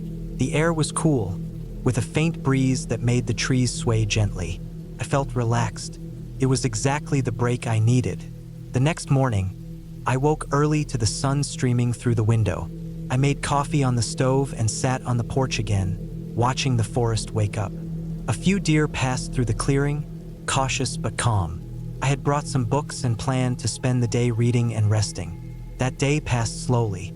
I chopped some wood for the stove, went for a short walk down the trail behind the cabin, and cooked a simple dinner inside. The forest was peaceful, but there was something about it I couldn't quite put my finger on. It was a silence that felt heavy, like the trees were holding their breath. On the third day, the feeling grew stronger. I noticed it most when I went out for a walk. The forest seemed darker and quieter. The usual sounds were gone. No birds, no squirrels, no wind rustling through leaves, just silence. It was unnatural.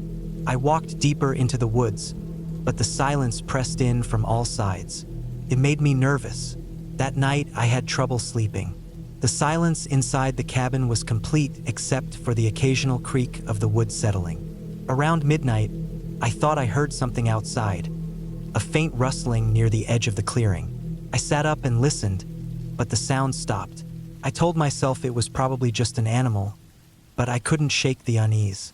The next day, I tried to ignore the feeling and went for a longer hike. I followed a trail that wound through the forest, the trees growing thicker and the light dimmer as I went. About an hour in, I came across a small stream with clear water trickling over smooth stones. The forest around the stream was lush and green, but still quiet. As I bent down to drink from the stream, I noticed something strange, fresh footprints in the soft mud along the bank. They were large, human-shaped, but not from any hiker I'd seen. The prints were deep, as if whoever made them was heavy or carrying something. I followed the trail of prints a little further upstream, but they disappeared. That night, the silence turned into something worse. It wasn't just quiet, it felt like the forest was watching. I kept hearing soft noises just outside the cabin. Branches breaking, something heavy moving through the underbrush. When I looked out the window, I saw nothing but shadows. I stayed inside all day the following day. I made a fire in the stove, ate canned food, and stayed near the windows, eyes scanning the dark woods. The footprints haunted my mind. I wondered who else was in these woods and why they hadn't left. Late that afternoon, I decided to go back to the car. I packed some things and headed out, following the trail I had come in on. The sun was low, casting long shadows through the trees. As I walked, the silence returned. The forest seemed empty again, but I felt eyes on me. Suddenly, I heard a sharp crack behind me. I spun around but saw nothing. I started walking faster, almost running now. The car wasn't far, but every step felt heavier. When I reached the clearing, my heart sank. The car was gone. No sign of it anywhere. Panic set in. I looked around frantically, but the dirt road was empty. The tire tracks wiped away. Whoever had been here had taken my car. I was trapped. I ran back to the cabin, breathing hard. The thought of spending the night without the car, without a way out, terrified me. I locked the door, barricaded it with a chair, and sat against the wall. I had a phone, but no signal, no way to call for help. Night came, and with it the noises outside. Heavy footsteps, branches breaking, something moving close to the cabin. I stayed still and quiet, afraid to make a sound. I thought about the footprints by the stream, about the missing car, about whoever was out there. The hours dragged on. At dawn, the noises stopped. The forest fell silent again. I opened the door carefully. The car was nowhere in sight. My supplies were intact, but I knew I couldn't stay. I spent the day walking carefully along the dirt road, hoping to find help or another car. The forest was oppressive, the silence thick. I kept looking over my shoulder, afraid to see someone following. After several hours, I finally spotted a small ranger station by the side of the road. I hurried there and found a man inside. He was surprised to see me and called for backup immediately. They drove me back to the nearest town, where I told them everything. The car was never found. The footprints by the stream were examined but gave no clues. The area was known for occasional trespassers and illegal activity, but no arrests were ever made. Looking back, I realized how close I had come to being trapped forever in those woods. The silence, the missing car, the unseen presence, all real and terrifying. The cabin, once a place of peace, had turned into a trap. I don't know who or what took my car or why, but I know I was lucky to escape. That week in the forest changed me. The silence of the woods is not always peaceful. Sometimes it hides things you don't want to find. And sometimes the real horror is knowing someone or something is watching, waiting in the quiet.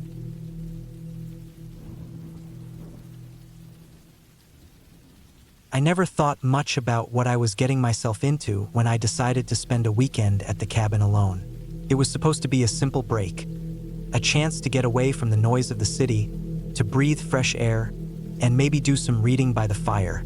I had spent all week working long hours, feeling drained and restless, and the idea of peace in the woods was something I clung to like a lifeline. The cabin belonged to my uncle. He had offered it to me, saying it was empty most of the year, and I could have it for a few days anytime I wanted. I was grateful for the chance to escape. The directions were clear enough. About 2 hours north, past the last gas station, then a narrow dirt road that wound through tall pine trees. When I finally arrived just before dusk, the sky was already painted with shades of orange and purple. The cabin was small, a single story with faded brown wood siding, a stone chimney, and a porch that creaked when I stepped onto it. The door stuck a little, but it opened after a firm push. Inside, the smell of old wood and dust greeted me. The place was simple: a small kitchen with an old stove, a table with 2 chairs, a couch with worn fabric, and a fireplace stacked with some dry logs. The bedroom was just off to the side with a single bed and a window looking out onto the darkening forest. I put down my bag and looked out the window. The trees stood tall, the wind barely moving their branches, and there was a quiet stillness that I found both peaceful and a little unnerving. I lit the fire, set some water to boil, and sat down with a book. The sun dipped lower, and the shadows in the room grew longer. At some point, the quiet settled in so thick I could hear every creak of the cabin, every shift in the wooden floor beneath my feet. I told myself it was normal, old houses settle, the wind blows outside, but still it felt like something was watching. I shrugged the feeling off and decided to go outside for a moment. The air was colder now, sharper. I stepped onto the porch, and the wooden boards groaned under my weight. I looked up at the sky, stars just starting to peek through the dark blue. I could smell the pine needles, wet earth, and the faint trace of smoke from a distant campfire, though I saw no other lights around. As I stood there, I heard a noise in the woods, a low, soft rustle, like branches snapping quietly. I froze, heart quickening. I told myself it was probably a deer or some other animal moving through the underbrush. The forest was alive at night. I told myself to relax, but the sound came again, closer this time. Not the random snap of a twig, but something deliberate, something heavy moving with purpose. I turned back inside quickly, locking the door behind me, and tried to settle by the fire. I told myself it was nothing. The cabin was far from any road or town. Animals would be about. But I couldn't shake the feeling that something was out there, watching, waiting. I checked all the windows, making sure the locks held. The darkness outside seemed to press closer against the glass. Night deepened. The wind picked up, rattling the windows and whistling through the cracks. The fire burned low. I was about to head to bed when I heard it again. Footsteps, slow and steady, crunching on the gravel outside the cabin. I didn't want to believe it was a person. The nearest neighbor was miles away, and no one expected anyone out here at this hour. Still, the sound came closer, circling the cabin. I pressed my back to the wall, heart pounding. I grabbed my phone, but there was no signal, no way to call for help. The flashlight I'd brought was in my bag, in the bedroom. I debated whether to get it or stay where I was, hoping whoever it was would leave. Then the footsteps stopped. Silence. I held my breath. Then a soft tap on the window nearest me. I flinched, nearly dropping the phone. The tapping came again, slow and deliberate. I crept to the window and peeked through the curtain. The porch was empty. No one was there. But the gravel path leading to the cabin had fresh footprints in the dirt, large, heavy prints. They didn't look like animal tracks. I felt cold sweat on my back. I grabbed the flashlight and turned it on, its beam cutting through the darkness. I swept it across the yard, but there was no one in sight. Then I heard a faint noise, like breathing, coming from the woods, just beyond the tree line. I realized I was not alone. I spent the rest of the night awake, sitting by the fire with the flashlight ready, listening to every sound outside. The footsteps never returned, but I could feel eyes on me, even in the silence. Morning finally came with a weak sun, and I didn't waste a second. I packed up, locked the cabin tight, and hurried back down the dirt road. As I drove away, I kept looking in the rearview mirror, half expecting to see someone standing by the edge of the forest, watching the cabin, waiting for the next visitor.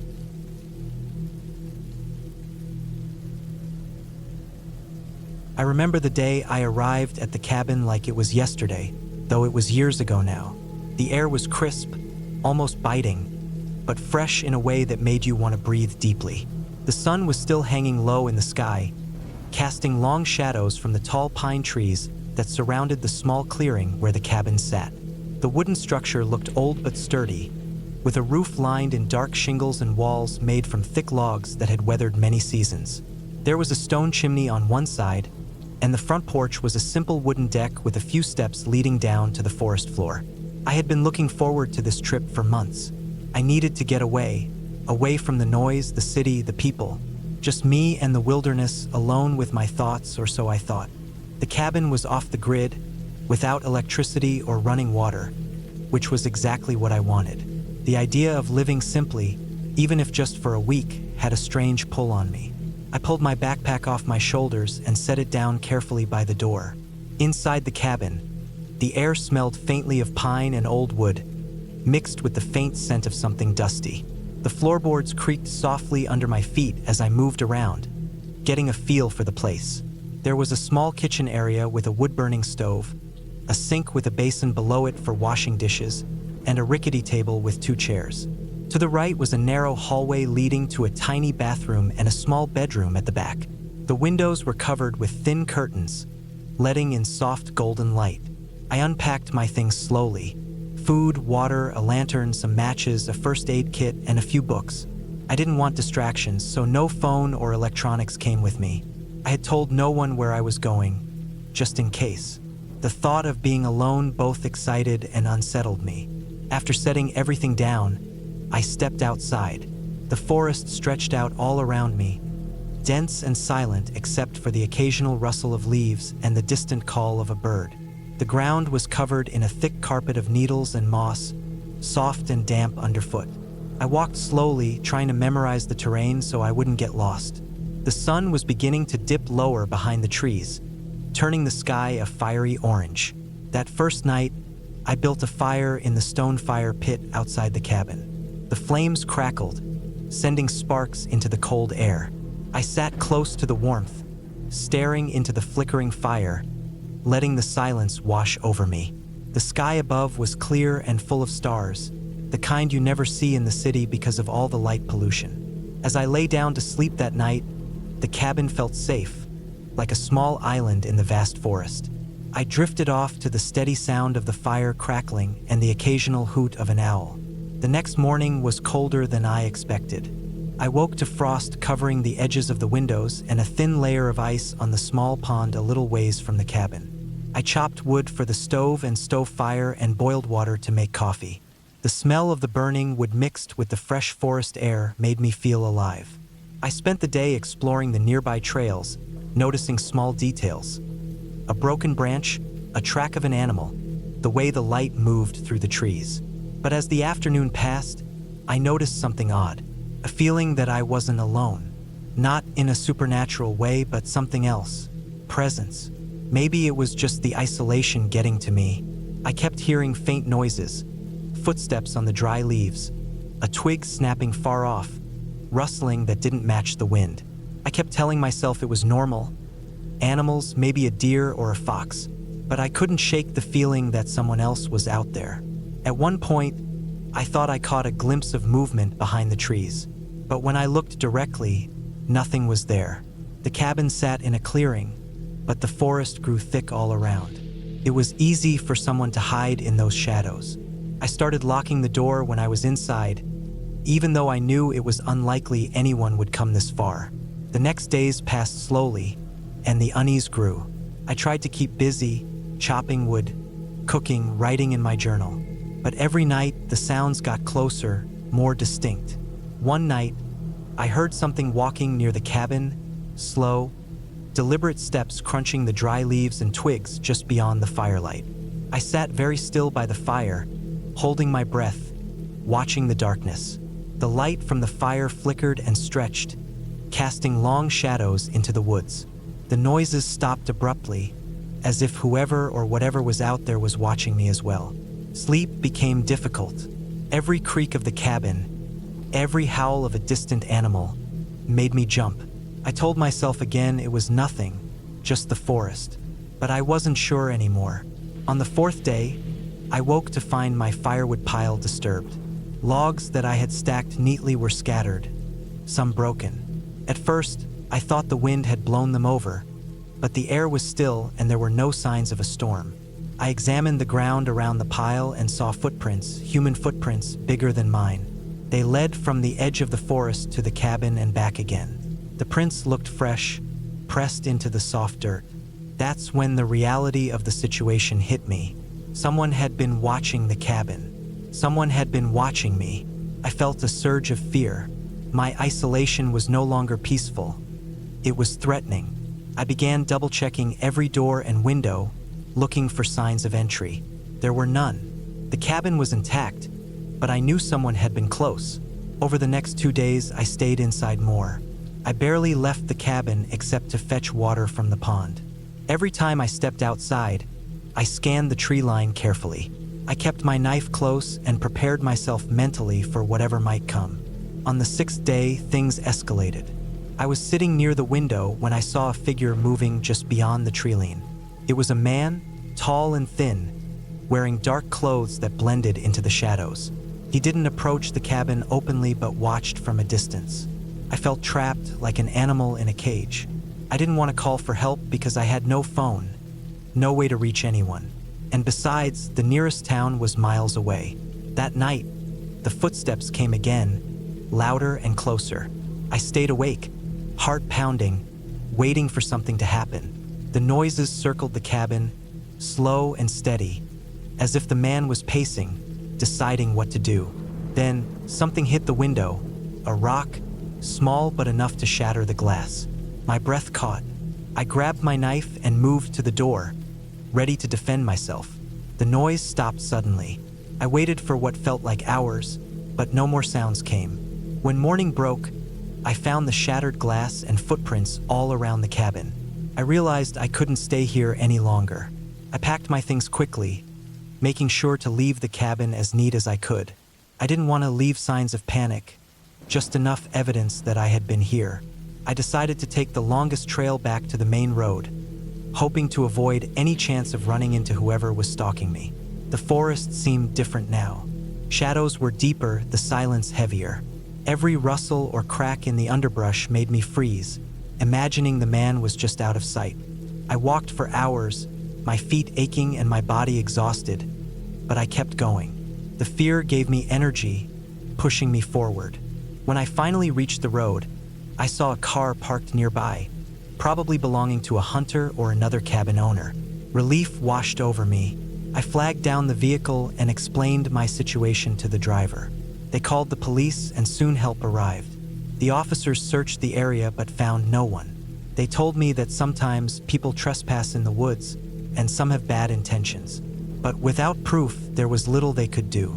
I never went back to that cabin. Looking back, I realized that the woods are not just peaceful places. They hold dangers that don't need ghosts or monsters to be terrifying. Just the knowledge that someone was watching me, waiting, made the experience one of the most frightening times in my life. I learned that sometimes the scariest stories are the ones that could really happen, without any need for fantasy or legend.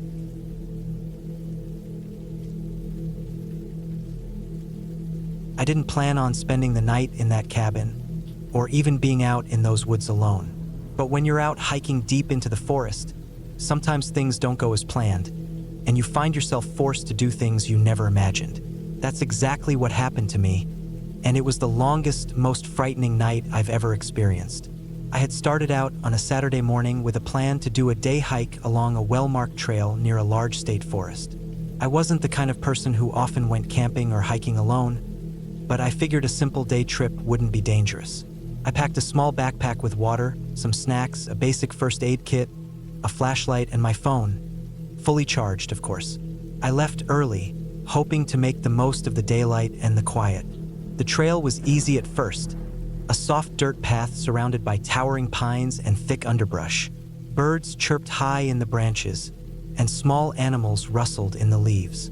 The smell of pine needles and fresh earth was sharp and clean. I walked steadily, enjoying the peace, thinking how nice it was to get away from the city noise. but I lost track of time and distance. I didn't realize how far I had gone. I kept following what I thought was the main trail, but soon the path became less clear. The markings on trees, which usually guided me, started to fade. At first, I thought I had just missed a turn. I stopped to look around, trying to spot the trail again. It was early afternoon, and the sun was still high, but the forest was thick, casting deep shadows. The quiet began to feel heavier. I walked a bit more, trying to retrace my steps. The trees grew closer together, and the ground was covered with fallen branches and dry leaves that crunched under my boots. The air was cooler and damp. I realized I was no longer on a clear path. I hadn't brought a map or compass, foolishly relying on my phone, but the battery had dropped faster than I expected. When I tried to check GPS, there was no signal. Panic didn't hit me all at once, but a cold knot started to grow in my stomach. I had no idea where I was. I called out softly, hoping to hear a response from another hiker or maybe an animal, but there was only silence. The forest felt huge and empty. I decided to keep moving, hoping to find a clearing or another trail. That's when I spotted the cabin. It was an old wooden building, tucked in a small clearing surrounded by trees. The paint was faded and peeling, and the roof sagged in places.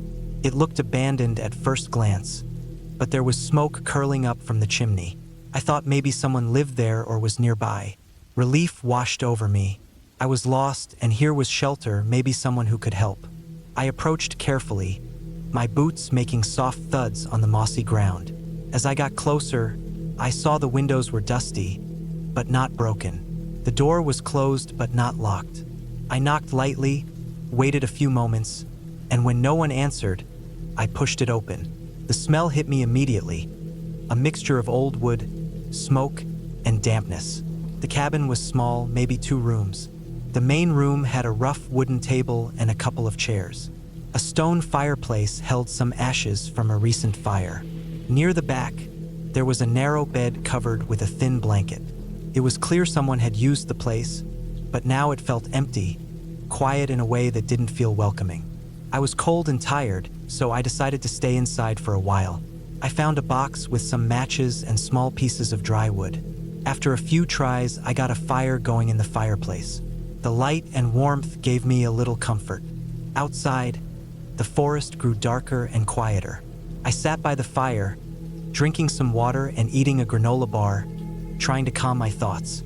I looked around the cabin more closely. On a small shelf, there were a few cans of food, some old books, and a dusty lantern. It was clear the cabin had been used occasionally, maybe as a hunting or fishing shelter.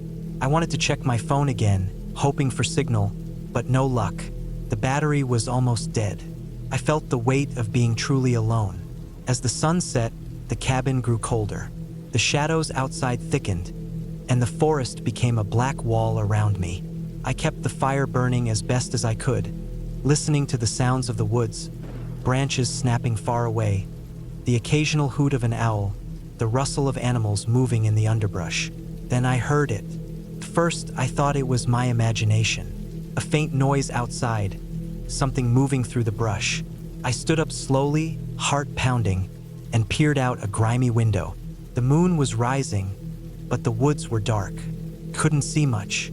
The noise came again, closer this time, a soft crunch of leaves and twigs. I thought it might be a deer or some other animal, but the sound was deliberate, heavy footsteps, not light and quick like a small creature. I moved to the door, quietly opening it a crack, just enough to look outside. The forest seemed still. Nothing obvious moved in the darkness. But then I caught a glimpse, something large, just beyond the edge of the clearing. A figure. At first, I thought it was a man, but I couldn't be sure. The shape blended with the trees, almost like a shadow. My skin crawled. I closed the door slowly and locked it as best as I could. My mind raced. Why was someone out here? How had they followed me? Was I being watched? I remembered the food cans and considered leaving them out as a distraction, but that felt too risky. I stayed by the fire, clutching a thick piece of firewood as a makeshift weapon. Every noise outside made me jump. Hours passed, and I barely slept, watching the dark windows and listening. The footsteps came again, sometimes circling the cabin, sometimes stopping, then moving away. When dawn finally came, pale light filtered through the trees. The noises stopped. I opened the door carefully and looked around. There was no sign of the figure. The forest looked peaceful again, but my sense of safety was shattered. I knew I couldn't stay. I packed quickly, snuffed the fire, and stepped into the cold morning air. I tried to follow what I hoped was the trail back, but the forest was confusing. I walked for hours, thirsty and hungry, but I kept moving toward where I thought the main trail should be. At one point, I thought I heard voices far off, and that kept me going. Finally, late afternoon, I stumbled onto a dirt road. I followed it and soon saw a car parked near a trailhead. I found a phone with signal, called for help, and told someone where I was. Later, I learned that the figure I saw was likely a man who lived off the grid in those woods. He wasn't known to be dangerous, but the police found evidence near the cabin that he had been watching people. The man was arrested for trespassing and harassment. The experience left me shaken. Being lost was terrifying, but knowing someone was out there, watching me in the dark, made it worse. The cabin, once a refuge, felt like a trap. Since then, I never go into the woods alone without a map, compass, and backup phone. I don't take small hikes lightly anymore. I learned the hard way how real danger can hide in the quietest places, and sometimes the scariest thing isn't what you see, but what you don't.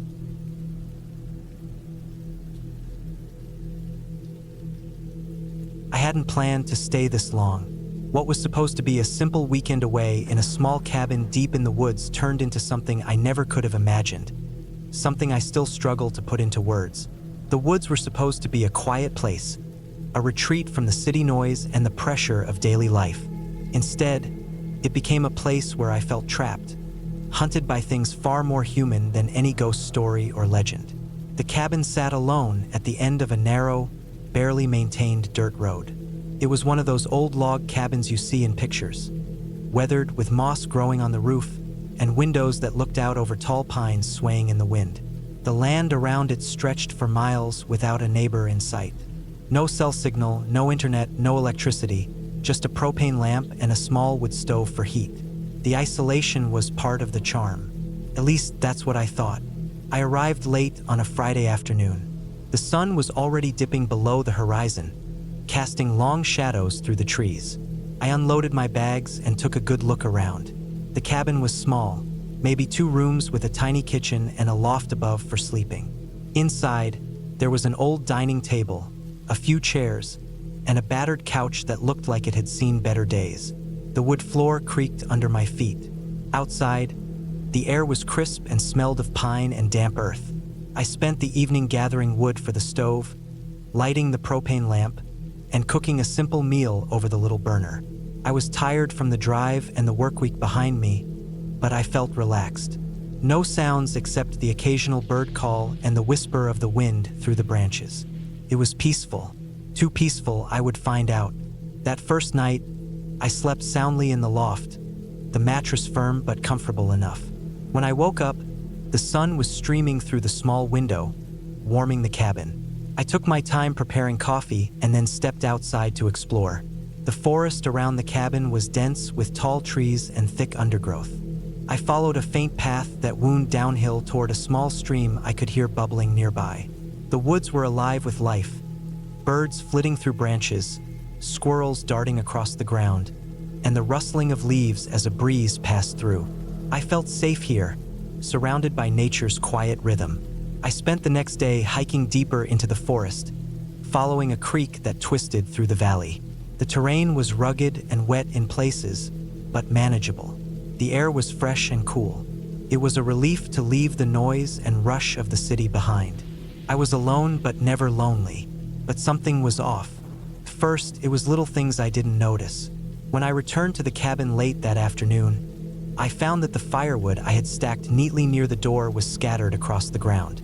I thought maybe the wind had blown it around. Then, as the days passed, I started hearing strange noises at night, branches snapping outside, the sound of footsteps on dry leaves, and sometimes faint rustling just beyond the edge of the clearing. I told myself it was animals, probably deer or raccoons. But the feeling of being watched settled into my skin, creeping in slowly until I could almost feel eyes boring into me from the shadows. On the third night, I heard something moving just outside the cabin window. It was late, maybe 2 or 3 in the morning, and I was lying awake on the loft mattress, staring at the ceiling. The sound was slow, deliberate, something scraping against the wood siding. My heart quickened. I stayed still, trying to convince myself it was nothing. When I finally gathered the courage to look out the window, the woods were empty except for the thick shadows cast by the moonlight. No animals, no people, just trees, silent and unmoving. The next morning, I found fresh footprints in the dirt near the cabin door. They were large and heavy, like a man's boots, but they stopped abruptly at the edge of the clearing and didn't continue into the forest. I studied the prints carefully.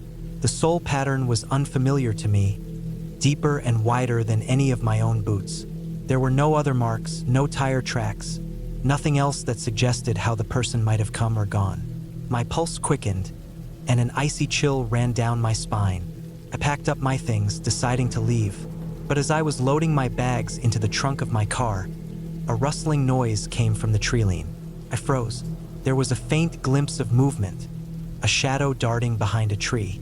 I locked the car doors and started the engine. Just as I was about to back out of the driveway, I saw it again. A figure standing motionless at the edge of the woods, watching me.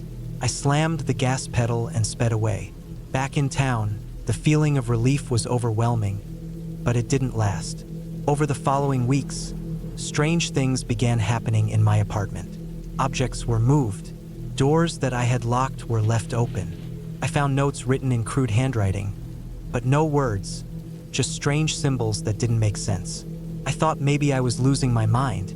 I called the local sheriff, but they found no evidence of anyone near the cabin. No signs of trespassing. No one living nearby had seen anyone. The footprints, the noises, the figure. It was as if someone had been there just to scare me off. I couldn't shake the feeling that I had been marked, watched even now. The woods had secrets, and whatever had been there with me was real. Not ghosts, not legends, something human, something dangerous. Eventually, I moved away from the apartment, leaving the town and that part of my life behind. But sometimes, late at night, I still hear footsteps outside my window, and I wonder if one day they will come back.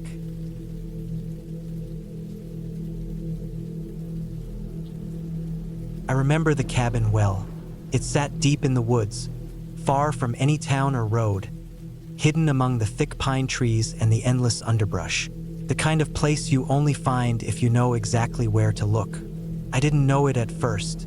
The whole trip began as a quiet escape, a chance to be alone with nothing but the wilderness and myself for a few days. No phone signal, no internet, no distractions. Just the steady sound of the wind and the trees and the occasional bird call. I planned this trip for months. I found the cabin listed in a small rental catalog online. It wasn't fancy or big, just a simple wooden structure, built decades ago and barely updated since. The photos were sparse, but enough to show a cozy place with a wood stove, a small kitchen, and a loft for sleeping. Perfect for solitude. I didn't want to see or hear anyone. I wanted to be away from the noise of the city, the endless hum of traffic, the constant buzz of people and their lives. Just silence and space. The drive there was long and winding. The last few miles were on a gravel road that twisted through thick forest.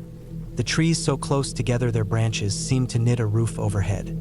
I parked my car near the edge of the road and grabbed my backpack and a heavy duffel bag with supplies. I walked the last half-mile down a narrow footpath, over roots and rocks, careful not to trip or lose my footing. The air smelled rich and earthy, the smell of moss and damp wood, a scent that instantly made me feel calmer. When I finally reached the cabin, it looked smaller and more worn than I had expected. The wood siding was faded and cracked in places. The porch sagged slightly on one side, and the windows were clouded with dirt and grime. A small stack of firewood lay beside the front door, cut but not neatly stacked. It all felt very real, very raw. No tricks, no polish, no lies. The kind of place where nature was slowly reclaiming its ground. I unlocked the door with the rusty key I'd been given and stepped inside. The air was cool and smelled of old wood and dust. There was a small living area with a battered couch and a few wooden chairs, a kitchen with a simple table and a stove that looked like it hadn't been used in a while, and a ladder leading up to the loft.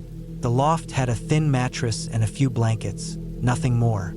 I dropped my bags and immediately began to unpack. I pulled out canned food, fresh water, a small camping stove, and some basic cooking gear. I knew the power would probably be out, so I planned to rely on the wood stove and my flashlight. The first night passed quietly. I built a fire in the stove, the warmth spreading through the cabin slowly but surely. Outside, the woods were alive with sounds. The rustle of leaves, the calls of owls, the occasional snap of a twig far off in the darkness. I didn't mind. It was the wilderness. It was supposed to be like this. The next day, I explored the area around the cabin. There was a small stream nearby and a few worn trails leading deeper into the forest. I walked a couple of miles, moving carefully through the thick undergrowth, my boots sinking slightly into the damp earth. I found some wild berries, but I was cautious not to eat anything I didn't recognize. I collected a few dry branches to keep the fire going, then returned to the cabin just as the sun was beginning to dip behind the trees. That night, as I lay on the mattress in the loft, the sounds of the forest seemed louder than before. A steady wind pushed through the trees, making them groan and sway. Somewhere far away, I thought I heard an animal's howl. It wasn't the kind of howl you hear in a movie, but something deeper and more desperate. I felt a faint chill, but I told myself it was just the cold settling in. The next morning was gray and overcast. The wind had picked up, rattling the windows and shaking the cabin. I spent most of the day inside, reading and cleaning. I noticed that the firewood stack was smaller than when I'd arrived. Even though I hadn't taken any wood yet, I shrugged it off. Maybe some had fallen off the stack or rotted away. I didn't see any footprints or signs that someone else had been near the cabin. That evening, I went outside to fetch more wood. The sky was darkening, and the wind was colder. I gathered branches and logs, stacking them carefully near the door. As I worked, I caught sight of a figure in the trees. A man, standing just at the edge of the clearing. I froze, staring, but when I blinked, he was gone. I told myself it was a trick of the light or my imagination playing games. There was no road nearby, no way for someone to come and go without me noticing. The night stretched on, and I found it harder to sleep. Every creak, every snap, every whisper of the wind felt louder and closer. I kept checking the windows, the shadows outside twisting and moving like living things. I kept my flashlight by my side, the beam cutting through the darkness, but it never showed anything unusual. Still, the feeling of being watched was undeniable. On the third day, things got worse. The power line feeding the cabin was cut. I had known it was old and unreliable, but this was different. I went outside to check, and I saw the wire hanging loose from a broken pole, frayed and swinging in the wind. No obvious signs of accident or weather damage. It looked deliberately cut. Panic fluttered in my chest. I wasn't prepared for this. No phone, no way to call for help. I was truly alone. I went back inside and tried to think calmly. I checked the supplies. Enough food and water for a few days if I rationed carefully. The firewood was enough for heat and cooking, but still I felt trapped. The forest had closed in around me. Every shadow seemed thicker, every noise sharper. That night, as the fire burned low, I heard the sound again. Soft footsteps outside, moving slowly around the cabin. I didn't dare look out. I held the flashlight tightly, ready to sweep the beam across the window, but I forced myself to stay still. The footsteps stopped, then started again, circling the cabin. I thought about shouting, about running, but I was frozen. The sound faded eventually, and I didn't hear anything else. Morning came, and I was exhausted but determined. I made a plan to hike out the next day early, back to my car, and then to safety. But the forest wasn't done with me yet. That afternoon, I noticed the door had been disturbed. The latch was slightly open, though I had locked it tightly the night before. I searched the area around the cabin and found footprints. Fresh, muddy, large, circling the cabin once more. Someone had been here overnight. Someone had been watching me. Fear gripped me hard. I checked the windows and found scratch marks on the wood, deep and angry. Whoever was out here didn't want me here. I stayed inside, barricading the door with a heavy chair and furniture, lighting the stove to keep the room warm and bright. As night fell, the wind howled like a wild thing. The footsteps came back, heavier this time, closer. I heard something tapping on the window, slow and deliberate. I swallowed my fear and kept the flashlight ready, but I didn't dare look. The tapping stopped, and then the footsteps retreated. I spent the night in a tight ball on the floor, listening to every sound, my mind racing with worst-case scenarios. At dawn, I gathered my things, preparing to leave immediately. I opened the door cautiously and stepped outside. The forest was quiet, almost too quiet. I followed the footpath back to the gravel road, my heart pounding, my breath shallow. I kept looking over my shoulder. When I reached my car, relief washed over me, sharp and sweet. I locked the doors and started the engine, my hands trembling on the wheel. I didn't look back. Driving away, I thought about what had happened. The cabin, the forest, the footsteps. No ghosts, no magic. Just a real, living person, someone dangerous, someone who wanted to keep me out or worse. I called the police as soon as I got signal. They said they'd send someone to check the cabin and the area. They warned me about people living off the grid, squatters, and criminals who sometimes hide in remote places. I realized I'd been lucky to escape. In the end, that trip taught me more about fear and survival than I ever wanted to know. The woods are beautiful, but they can also hide dangers that have nothing to do with stories or legends. Sometimes the real terror is just another human being, silent, watching, waiting. I never went back to that cabin, and I never will.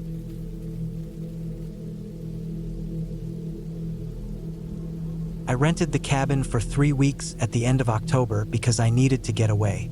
I had been working nonstop for almost 2 years at a job that kept me behind a computer for 12 hours a day, sometimes more, and I could feel something snapping in the back of my mind. I wasn't sleeping right. I was jumpy. My skin itched like I couldn't get comfortable in it anymore. I told my boss I was taking 3 weeks off and didn't ask for permission. I didn't want to see anyone. No co-workers. No friends. No family. Just me. A cabin in the woods and quiet. That's all I wanted. I found the place online through a listing that looked decent enough. It was a private rental on a small chunk of land about 20 miles from the nearest paved road. It was advertised as a simple, secluded hunting cabin with a wood stove, well water, and generator power. There was a photo of it sitting alone in a clearing surrounded by trees that looked like they'd stretch on forever. The cabin was made of old wood and had one little porch out front with a railing that looked like it was about to fall over. It was exactly what I was looking for. I drove there myself. I packed my food, water, gear, books, extra fuel, and tools. I brought a small chainsaw, a hatchet, an old bolt-action rifle I kept mostly for animals, and enough gas to keep the generator going for weeks. I even brought a solar panel and battery just in case. I wasn't planning on going anywhere. Once I got to the cabin, I was going to shut myself off from the world. The last town I passed through was barely a town. Just a single gas station, one diner, and a boarded-up post office. After that, it was about 2 hours of dirt roads, rough logging paths, and slow crawling through washed-out trails before I reached the clearing. The first time I saw the cabin with my own eyes, I remember thinking it looked smaller than it did in the pictures, but it felt right. It was worn down but solid. Old logs, thick chinking, a slanted roof heavy with pine needles. No neighbors. No trails nearby, just trees and silence. I parked the truck off to the side and started unloading everything into the cabin. Inside, the place was simple. One room with a cot in the corner, a small table with 2 chairs, a metal wood stove against the far wall, and a tiny bathroom that was more like a closet. No running water in there, just a compost toilet and a basin. There was an old metal sink in the main room connected to a hand pump for well water. The floor was soft in spots, the walls were stained with age, and everything smelled like old wood and damp dust. But I didn't mind. I felt good being out there. I felt like I could breathe again. The first few days went by slow and peaceful. I chopped firewood, boiled water, cooked simple meals, read for hours, and went on long walks in the woods. I would wander aimlessly through the trees, sometimes for hours, and then come back before dark. It got cold fast once the sun dipped behind the trees. The temperature dropped low enough that I had to keep a fire going most of the night. I slept in layers and kept the rifle next to the cot just in case. I heard things moving outside at night, but that was expected. Deer, maybe bears. I wasn't worried. By the 5th day, I felt something change. It was subtle, but it was there. It started with a sound, just before dawn.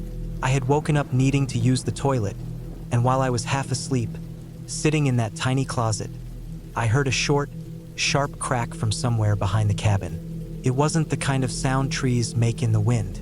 It was short, deliberate, like a branch being stepped on. I froze.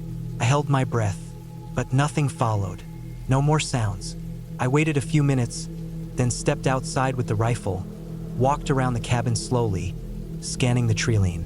There was nothing. No movement. No prints in the soft dirt. Just trees. I told myself it was probably an animal. A raccoon, maybe. Or a deer. I went back in, but I didn't sleep well after that. Later that same day, I found something that didn't make sense. I had gone for another walk through the woods, following a ridge that sloped down into a narrow gully. I crossed over a dry creek bed and found a path that looked like an old animal trail. I followed it for a while, pushing through underbrush until I came to a small clearing filled with dead trees. All the trunks had been stripped of bark about 5 feet up from the ground, all around the same height. Clean stripped, like something had scraped them smooth, not chewed like beavers or rubbed like deer. This was different. I couldn't explain it. Some of the bark had been laid out in small piles near the trunks, almost neatly, like someone had done it on purpose. That unsettled me. I walked the edge of the clearing slowly, looking for boot prints, any sign that someone else had been out there. I didn't see anything. No trash, no gear, nothing recent. Just that odd stripping on the trunks. I left that place fast. My stomach felt off the whole walk back. That night, the noises got worse. I kept the fire low to save wood, but the cold kept waking me up. Around 2 a.m., I heard what I thought was movement on the porch. Just a single step, then nothing, then another. I sat up, heart pounding, listening hard. The wood creaked again. I got up slowly and took the rifle to the window. I looked out, but the moon wasn't bright enough. All I could see were shadows. I didn't want to open the door. I just stood there, waiting, watching, breathing shallow. Then it stopped. Whatever it was, it didn't stay. I didn't sleep after that. I stayed up the rest of the night with the rifle across my lap and the fire going strong. The next morning, I found something on the porch that hadn't been there the day before. It was a single feather, large, not from any bird I recognized. It wasn't bright or colorful. It was gray, stiff, almost oily feeling. I picked it up and turned it in my fingers, then dropped it into the fire without thinking. I didn't want it in the cabin. The days started to blend together after that. I stayed close to the cabin. I stopped wandering far. I started noticing things around the clearing. Small things, stones that had been moved, little stick structures near the treeline that I knew I hadn't made. Once, I found what looked like a pile of animal bones stacked neatly behind the outhouse. Clean bones, dry. I burned those too. By the second week, I felt like I wasn't alone out there anymore. I hadn't seen anyone, hadn't heard a car, hadn't come across a trail or a boot print or a campfire, but I felt it. I felt watched. I started sleeping during the day and staying awake all night with the fire roaring and the rifle ready. I had the generator off most of the time, trying not to make noise. I rationed the fuel tighter. I stopped pumping well water after dark. Every night there were noises outside, branches snapping, soft scraping. Once, I heard breathing just outside the window. It never got closer than the porch. It never knocked or tried to open the door, but it was there. I stopped going outside at night at all. I even started using a bucket instead of the outhouse after dark. I kept it all inside. I was scared, but I didn't want to leave. I didn't know why. I kept telling myself I could last the 3 weeks. Just hold out. Then I found the trail cam. It was on the 15th day. I had gone out back during the day trying to clear my head. I made a wide circle behind the cabin, keeping the rifle on my back. I hadn't been more than 100 yards out in days. I was walking slowly along the slope when I noticed something metallic under a bush.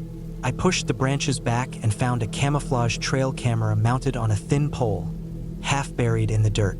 It wasn't mine. It was old, battery compartment cracked, but the SD card was still in it. I took it back to the cabin and used my laptop to check the files. Most of the footage was blurry. Trees, leaves, squirrels, days of nothing. Then I saw something that made my blood run cold. There were shots from a few months ago, maybe summer. In them, I saw people. Men walking through the woods at night, holding rifles and wearing headlamps. They weren't dressed like hunters. They had masks on, cloth wrapped around their faces. In one clip, I saw them dragging something. A deer, maybe, or something else. Couldn't tell. The footage was grainy, but the thing they dragged had arms. I deleted the files and smashed the card. Then I took the trail cam out back and buried it under rocks. I didn't go to sleep that night. The fear had changed from vague to real. I had proof now that people had been out there, and not just once. They had been watching. I started packing that night. Quietly. I didn't turn on the generator. I rolled up my gear, loaded my bags, and checked the rifle twice. I waited until morning. I wasn't going to leave in the dark. But when I stepped outside at dawn, my truck was gone. It was just gone. Not stripped. Not broken into. Just not there. No tire tracks. No oil leaks. No broken glass. It had been parked 10 feet from the porch for 2 weeks. Now it wasn't. Just dirt. Just trees. I stood there for a long time, not knowing what to do. I felt like something broke in me. I went back inside. I bolted the door. I stacked wood against it. I sat in the middle.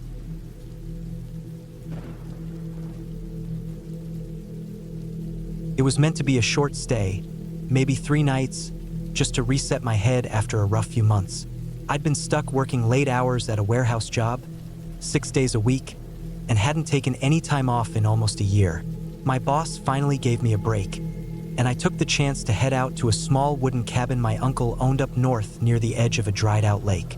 He didn't use it much anymore since he moved down to Arizona, so he let me borrow the place anytime I wanted. I didn't expect much from it. Just a bed, some quiet, no neighbors. That was good enough for me. The drive up took me about 6 hours, mostly on narrow 2-lane roads that cut through forests and empty fields.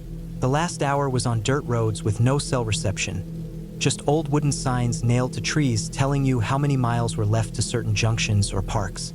The farther I got, the more I realized I hadn't seen another car for over an hour. That felt strange, but also kind of peaceful. When I finally pulled up to the cabin around 3:30 in the afternoon, the air was cold and still. The gravel crunched under my tires as I parked off to the side in a little clearing near some tall weeds. The place looked the same as I remembered. Plain, square, all made of dark wood with a tin roof and one porch light hanging crooked by the door. The first thing I did was check around the outside. The grass hadn't been cut in a long time, and the old propane tank was rusting bad. I tapped it with a stick and heard it echo hollow. My uncle told me it was still good enough to run the tiny stove inside. After bringing in my bags and a cooler of food, I walked around the cabin again and made sure all the windows were shut and locked. Then I lit the pilot on the stove, got the small gas heater going, and sat down in the old creaky chair by the front window with a beer. I didn't plan to do much for the first day. I just sat there, watching the light fade through the trees. That night, I slept better than I had in months. But the second day, something felt off. It started in the late afternoon, around 4 o'clock. I was out in the back, messing around with some dry branches, trying to build a small fire pit behind the cabin. I liked the idea of sitting outside at night with a fire going. But then I heard the crunch of tires on gravel from out front. That made me freeze. I wasn't expecting anyone, and no one should have even known I was there. I went to the front slowly, staying by the side of the cabin where I could peek out through a gap between the porch and the corner wall. That's when I saw the pickup. It was old, maybe late 80s or early 90s, faded blue with a big dent in the back tailgate. The tires looked worn, and there was a rust spot near the wheel well. It was just sitting there about 30 feet away on the side of the clearing. The engine was off and the windows were tinted too dark to see through. At first, I thought maybe they were lost, but they didn't get out. They just sat there. I waited behind the wall for what felt like forever, heart pounding. I kept thinking, asterisk, what are they doing? Are they watching me? Asterisk. After maybe 5 or 6 minutes, they started the engine again and backed out, slowly. Then they turned around and disappeared down the dirt road. I waited a while longer, watching through the front window. I kept trying to tell myself it was nothing. Maybe a hunter or some old guy checking on the land. But my gut said it wasn't right. Something about how they didn't move, didn't get out, just sat there watching. That night, I didn't sleep as well. I kept checking the window every hour or so, looking for headlights, but nothing came back. The next day, I woke up early and took a walk down the dirt road with my flashlight and a small folding knife in my coat pocket. I looked for fresh tire marks in the gravel, and sure enough, I saw some deep tread prints where that truck had parked. I followed them a while, just to see where they'd come from, but they disappeared into a rocky patch about half a mile down. No other signs, no cabin, no tracks, just silence and wind. I spent most of that day on edge. I stopped cooking outside and didn't bother with the fire pit. Instead, I kept the front window open just a crack and sat on the floor where I could watch the clearing without being seen. I didn't see the truck again that day. Still, I barely slept that night either. On the 4th day, things got worse. It was early morning, around 6:45, just after the sun had come up. I stepped out to get some fresh air and saw fresh footprints in the dirt near the back of the cabin. They weren't mine. I hadn't gone back there since the day before, and I wore heavy work boots with thick tread.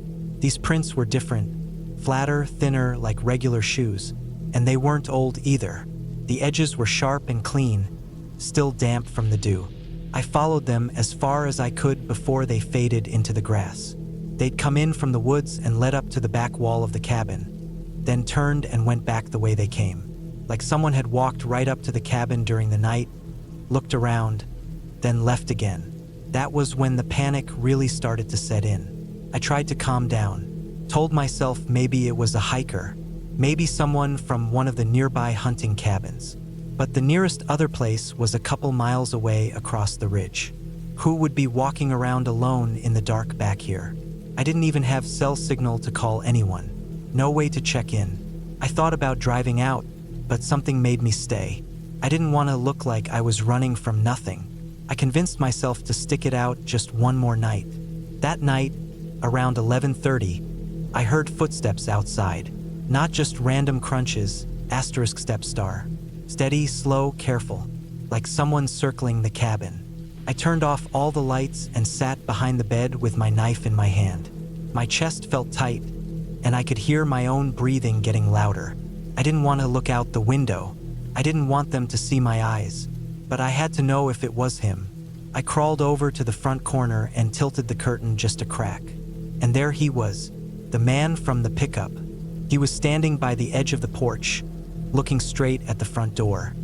He was wearing a heavy jacket and a dark hat pulled low over his face. I couldn't see his features, but I could tell he was staring hard. His hands were in his pockets.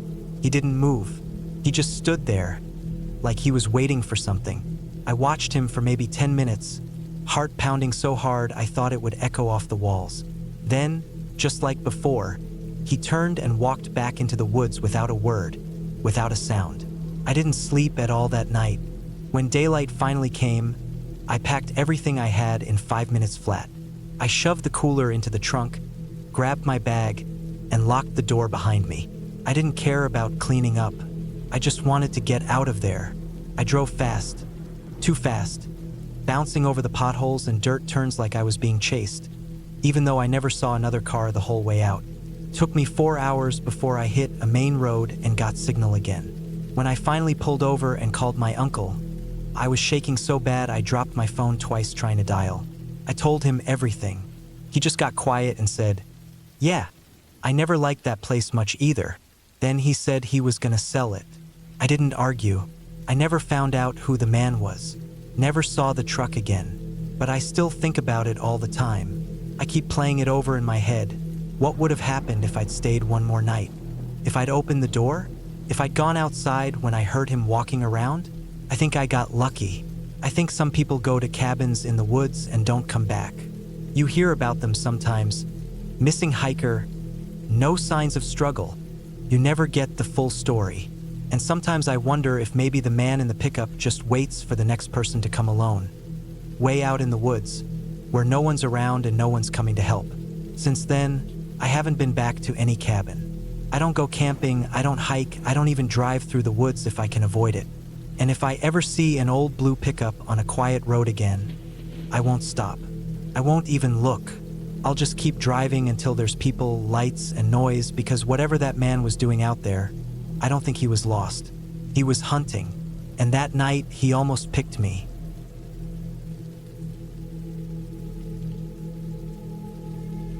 I own a small cabin about 4 hours north of where I live. It's nothing special, just a plain wooden cabin in the woods, surrounded by tall pine trees and sitting next to a narrow, rocky creek that never fully dries out. I've had it for about 6 years. I bought it when I came into some money after selling off a car restoration business. I don't go up there as often as I used to, maybe once every few months, usually to fix something or just get away from everything. I don't have a family and I mostly keep to myself, so that cabin is kind of my personal retreat. One day, my boss at the warehouse, his name's Craig, heard me mention it during a break at work. He kept asking about it over the next few weeks. At first, I didn't think much of it. People get curious when they hear someone owns a cabin. Most of them never ask to go, though. Craig did. At first, I gave a kind of vague answer, but he was persistent in a quiet way. Then he offered to pay me a few $100 to use it for a weekend with his brother and nephew. I didn't really want to say yes, but I didn't want to say no either. I figured it'd be fine. The place wasn't some luxury thing. It was just a bare-bones, 2-room wooden cabin. Nothing fancy to damage. It had a propane heater, an old wood stove I rarely used anymore, a beat-up generator, a rainwater tank with a crude filter, and a couple of beds with old mattresses. I gave him a list of rules, nothing crazy, just basic stuff about not leaving food out, locking up, and not messing with the traps I sometimes left out for coyotes.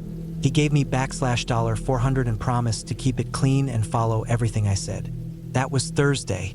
He was going to drive up Friday morning and come back Sunday afternoon. I texted him Friday around 9 p.m. and asked if everything was okay.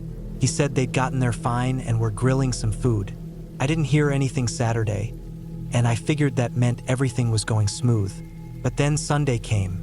I expected to hear from him by 5 or 6 p.m. I waited until 8 p.m.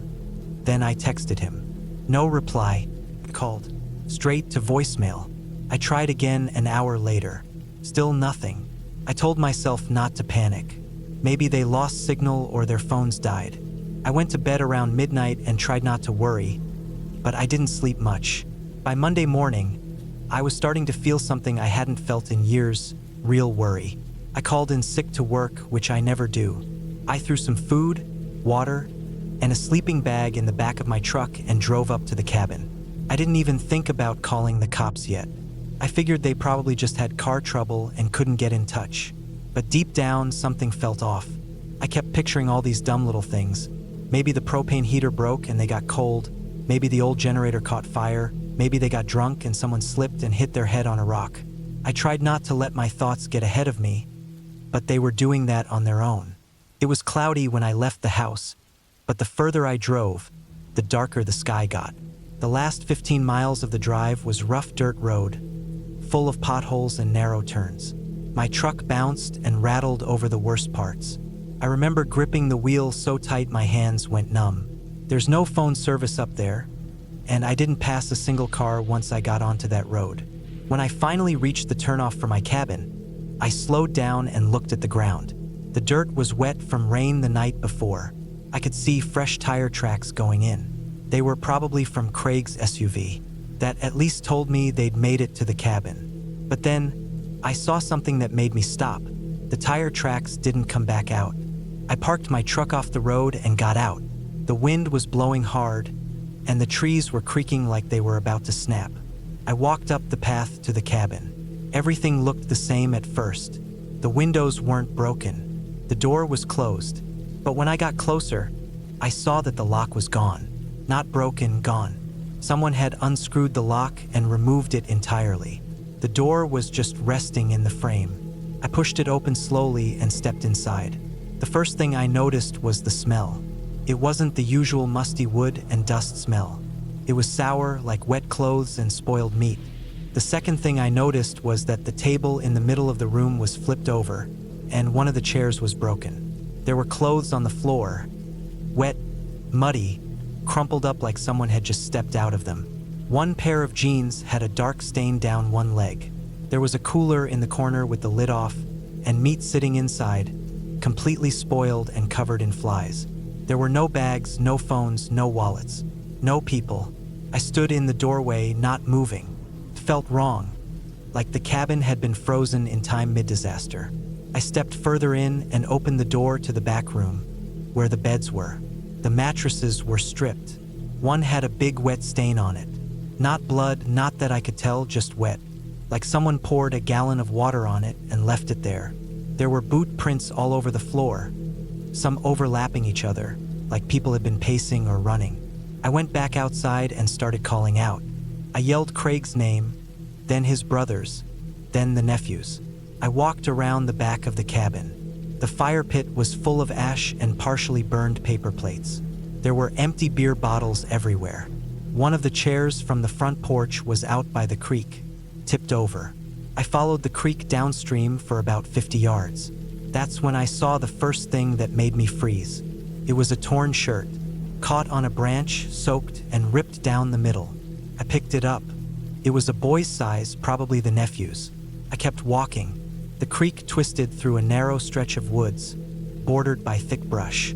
About 100 yards further down, I found a boot. Just one. The toe was split open, like someone had jammed their foot into a rock. There were drag marks in the mud behind it. 2 parallel lines, spaced about a foot apart.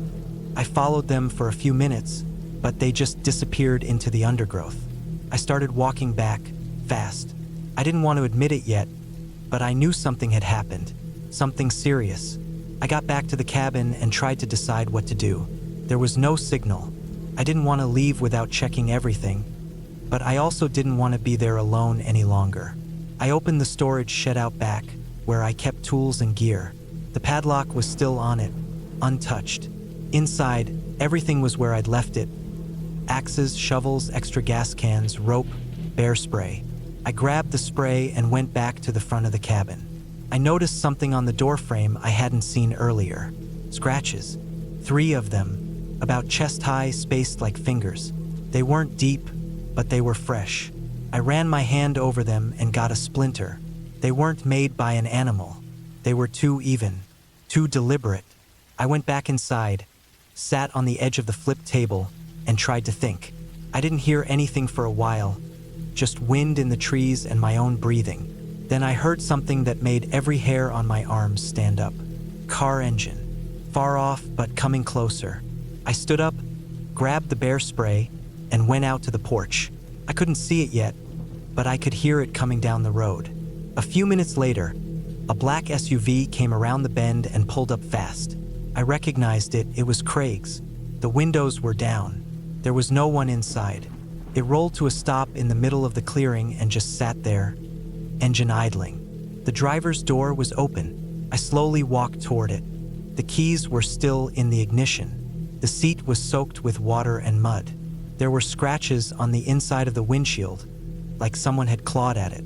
There were pieces of broken plastic on the floor. The rearview mirror was gone. In the back seat, I saw a duffel bag that had been ripped open. Clothes and trash were strewn everywhere. On the floor was a camping knife with a snapped handle. It had blood on it. That's when I ran. I don't even remember what I was thinking. I just took off into the woods, cutting across the path that ran toward the hills. I didn't want to be near the cabin anymore. I didn't want to be near the SUV. I just needed to get out of there. I ran until my lungs burned, then stopped behind a big fallen log to catch my breath. I sat there for a long time, probably an hour. I didn't hear anything, didn't see anyone. Just the wind, the trees, and my own heartbeat. Eventually, I made my way back to my truck. I looked back at the cabin once before I left. The SUV was still sitting there, engine off now. No movement, no sound. I drove straight to the ranger station about 20 miles away and told them everything. They called the county sheriff. I gave a statement. They sent a search team out within a few hours. I had to take them back up the road to the cabin, and I waited in the truck while they went in. They taped off the area, asked me more questions, and brought in dogs. They found Craig's body 2 days later, about half a mile upstream from the cabin. He had a broken leg and deep cuts on both arms. He'd been dead for at least 48 hours. They found his brother's body the next day. He was buried under a pile of branches about 200 yards from where the SUV was found. No signs of the boy, not then. It took them another 3 weeks to find the boy's remains, miles away, in a hollowed-out tree stump. They never figured out exactly.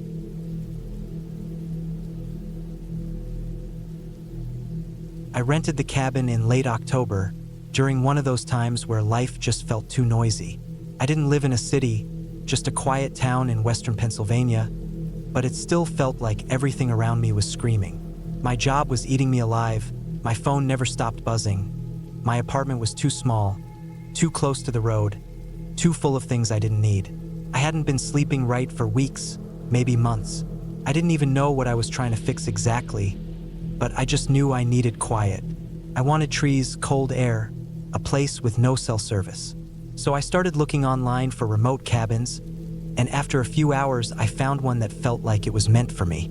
The listing said it was about 70 miles north of Du Bois, tucked between old forestry service roads that barely showed up on any map. The guy who posted it only gave a vague address and said that the last 5 miles could only be reached by foot or four-wheel drive. The photos showed a one-story log cabin with a tin roof, a brick chimney, a firewood pile out front, and trees so thick around it you couldn't see much sky. The inside looked simple, just one main room with a bed, a table, a wood stove, and some shelves. There was a small bathroom in the back and a storage room that wasn't pictured.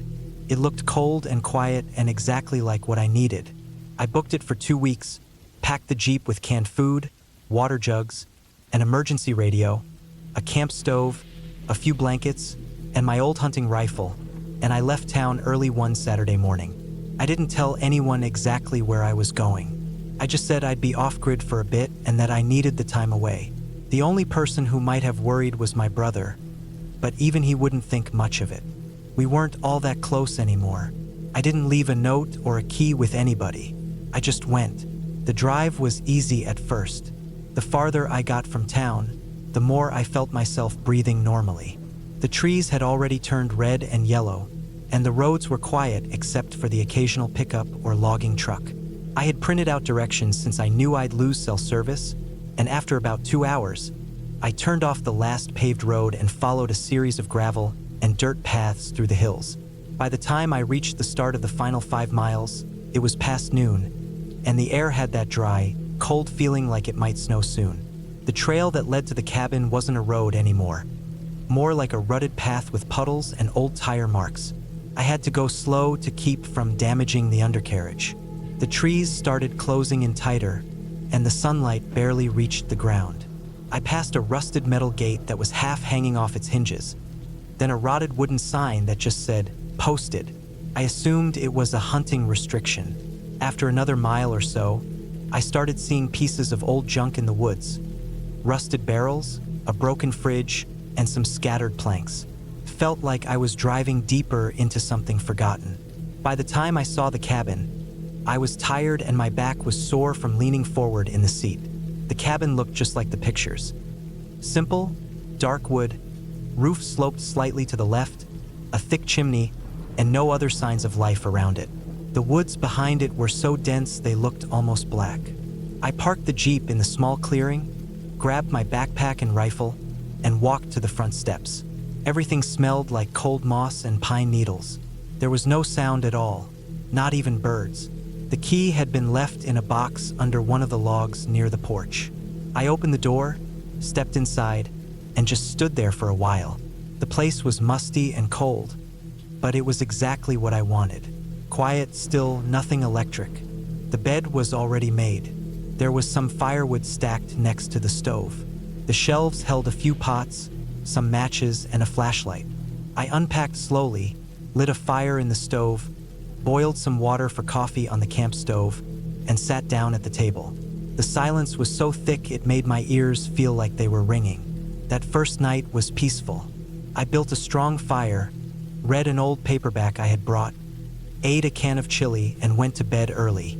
I heard the wind against the cabin walls and something shifting in the trees now and then, but nothing that felt threatening. I was used to woods. I had camped enough as a kid. I knew the sounds of animals and trees. I slept a full 8 hours for the first time in months. The next day, I hiked a bit around the area, marking trees with orange tape so I wouldn't get lost. I found an old deer trail, a dried-up creek bed, and what looked like the remains of a collapsed shed buried under vines. Felt like no one had been out there in a long time. I didn't see any boot prints or signs of people, just old rusted junk scattered here and there, like someone had used the land as a dump long ago. It was peaceful in a strange way. I spent most of the day outside and came back to the cabin when it started getting dark. That night, I was sitting at the table with the fire going strong when I heard something soft outside. Not an animal, something slower, heavier, like a footstep. It was just one sound, then nothing. I stood up, listened hard, and waited. Nothing else came. I opened the door and looked out, but the woods were so dark I couldn't see more than a few feet past the porch. I stood there a long time, rifle in hand, just listening, but nothing moved. Eventually, I went back inside, locked the door, and convinced myself it was a falling branch or maybe a deer walking close. I tried to shake it off, but I left the rifle closer to the bed that night. The next morning, I found a muddy footprint on the back porch. It wasn't mine. It was a heavy print, deep in the wood like someone had been standing there for a while. I looked around the trees behind the cabin, followed the soft impressions in the pine needles for about 20 feet, but then they vanished. The ground was too dry. I didn't see anything else, no gear, no broken branches, no trash. Just the one print and a faint trail that disappeared into the woods. I stayed out of the forest that day. Instead, I cleaned the cabin, checked every window, and made sure the door locks were solid. I didn't see any signs of forced entry, and nothing inside was missing or moved. But something in me started to shift. I didn't feel as relaxed anymore. The silence wasn't peaceful. It felt like it was pressing in on me, like something was holding its breath. That night, I barely slept. I kept the fire going, sat in the corner with the rifle on my lap, and listened. Around 3 in the morning, I heard something again. Movement just outside the window. Not walking, breathing, slow, deep breathing. It only lasted a few seconds. When I jumped up and opened the door, I saw nothing, but I caught a faint smell, like sweat and wet leather.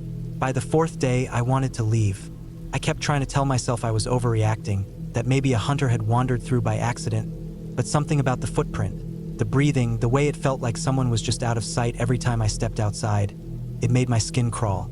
I packed everything up, loaded it into the Jeep, and tried to drive back out the way I came. But the trail was blocked. A tree had fallen across the path, right at the first narrow section. It wasn't huge, but it was thick enough that I couldn't drive over it. The weird part was that the base of the tree was clean cut, not like it had fallen on its own. It had been sawed down. There were fresh marks on the wood, like someone had used an axe or a chainsaw. But I hadn't heard anything. I would have heard a chainsaw, and I hadn't seen another person in days. I didn't have the tools to move it. I thought about walking out, but it was a long hike back to the nearest road, and I didn't know which direction would get me there the fastest.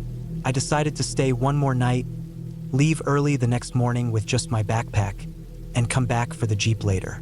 It was the only plan I had. That night, everything got worse. It started just after dark. I had the fire going again, and I had placed one of the kitchen knives under the pillow. I turned off the flashlight to save battery and sat by the stove, staring at the door.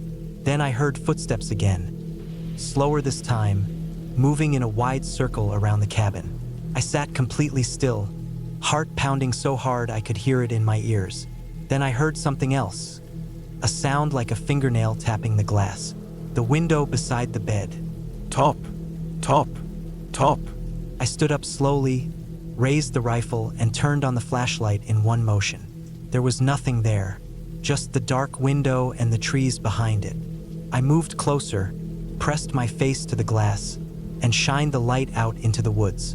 And I saw something just for a second.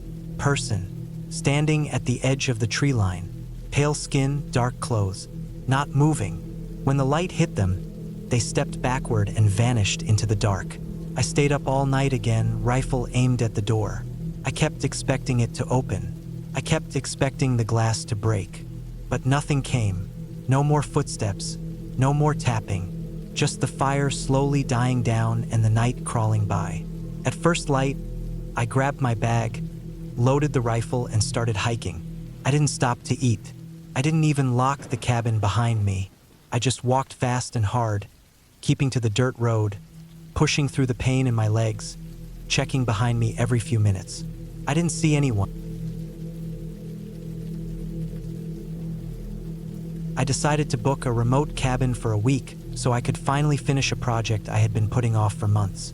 It was freelance work, writing up a technical manual for a company that made boat engines. The work was boring, but it paid well, and I kept missing my deadlines. I thought if I went somewhere quiet, away from my phone, the city, and all the usual distractions, I'd have no excuse. No one to bother me, no noise, no Wi-Fi, no TV. Just me, my laptop, and a long list of engine diagrams. I found a cabin about 3 hours north of where I lived. It was listed online as a writer's retreat, and it looked perfect. Small but clean, deep in the woods, no close neighbors, one road leading in. The pictures showed a basic wooden structure. One story, porch out front, surrounded by trees so thick you could barely see the sky. It had a wood stove, a desk, a bed, a tiny kitchen, and a bathroom with running water, though it was on a well system. There was no cell service or internet, which was exactly what I wanted. I packed a week's worth of food and drove up on a Monday morning in early October. The road got narrower the further I went, until it turned to dirt. The cabin sat at the end of a long single-lane trail that cut through thick pine forest. I had to slow down because the gravel had started to wash out in some places. I remember thinking how quiet everything was as I stepped out of the car. No wind, no cars, no planes. Just dry leaves rustling, birds somewhere high up, maybe a squirrel darting through the underbrush.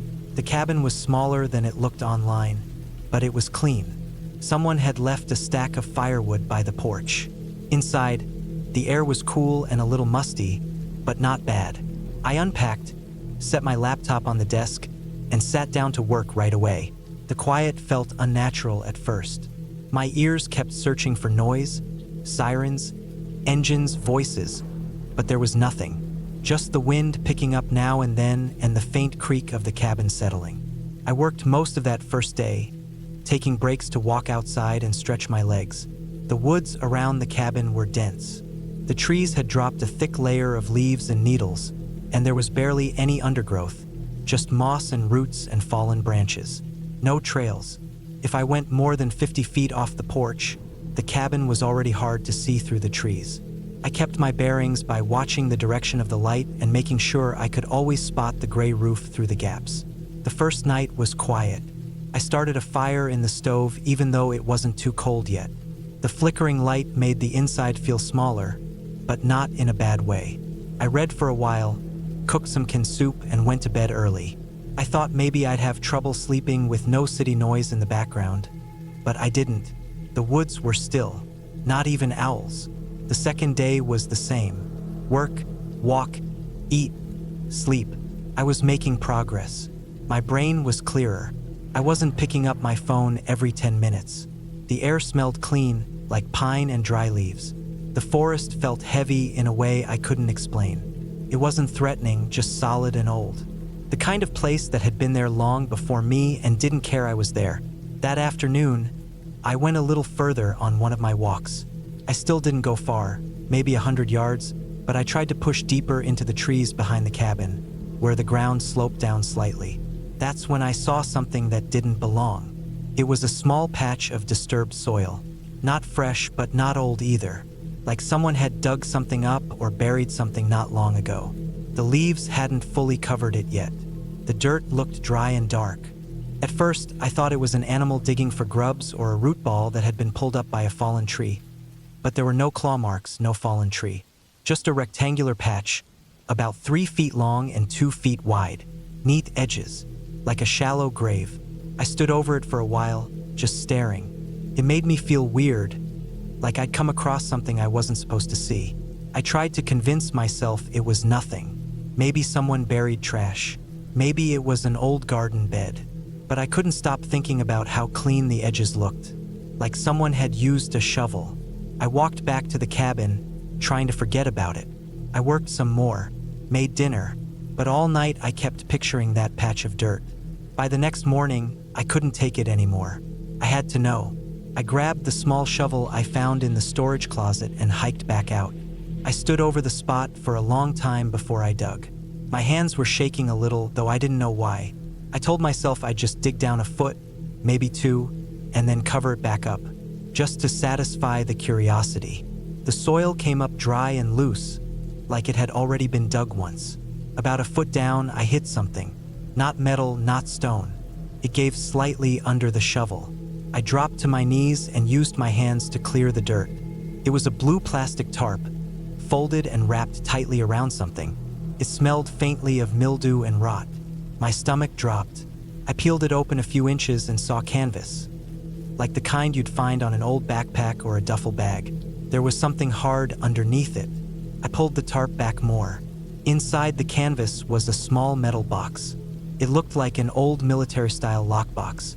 Olive green, scratched up, no markings. It wasn't locked. My hands hesitated.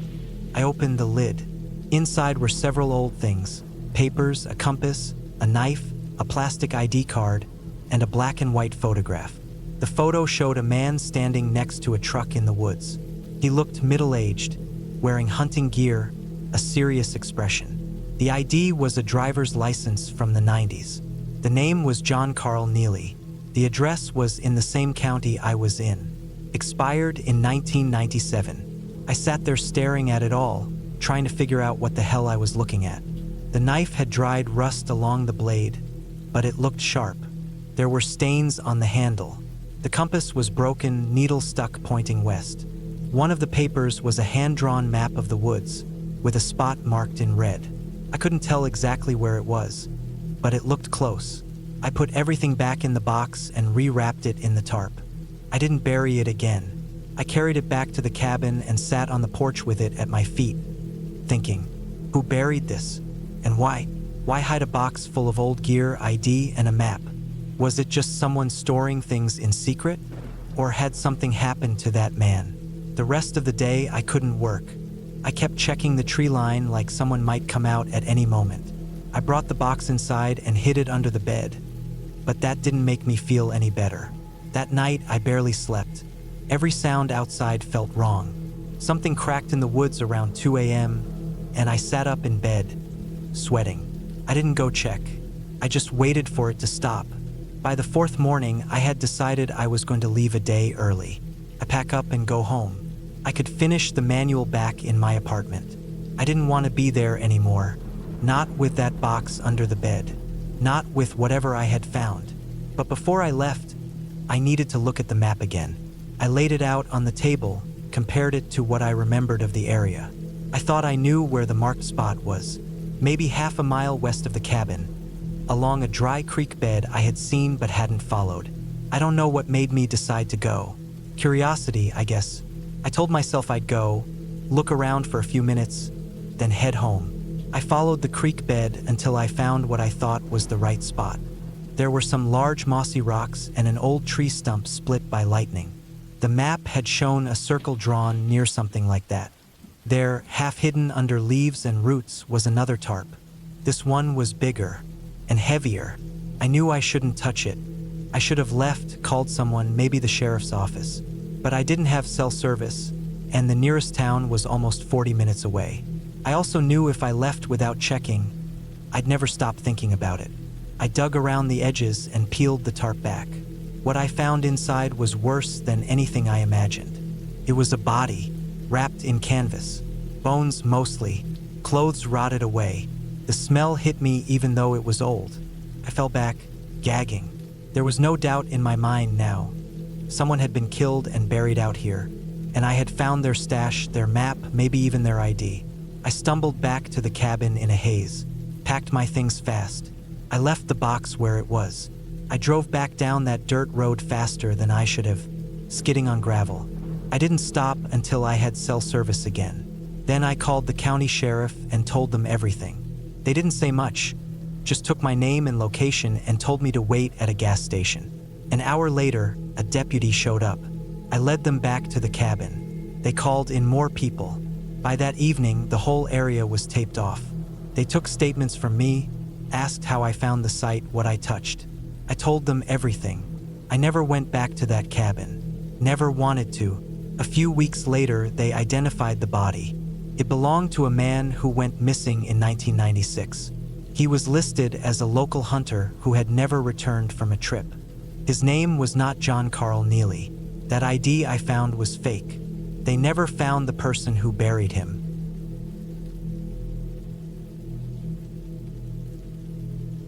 I was 34 when I took a week off work to get away from everything.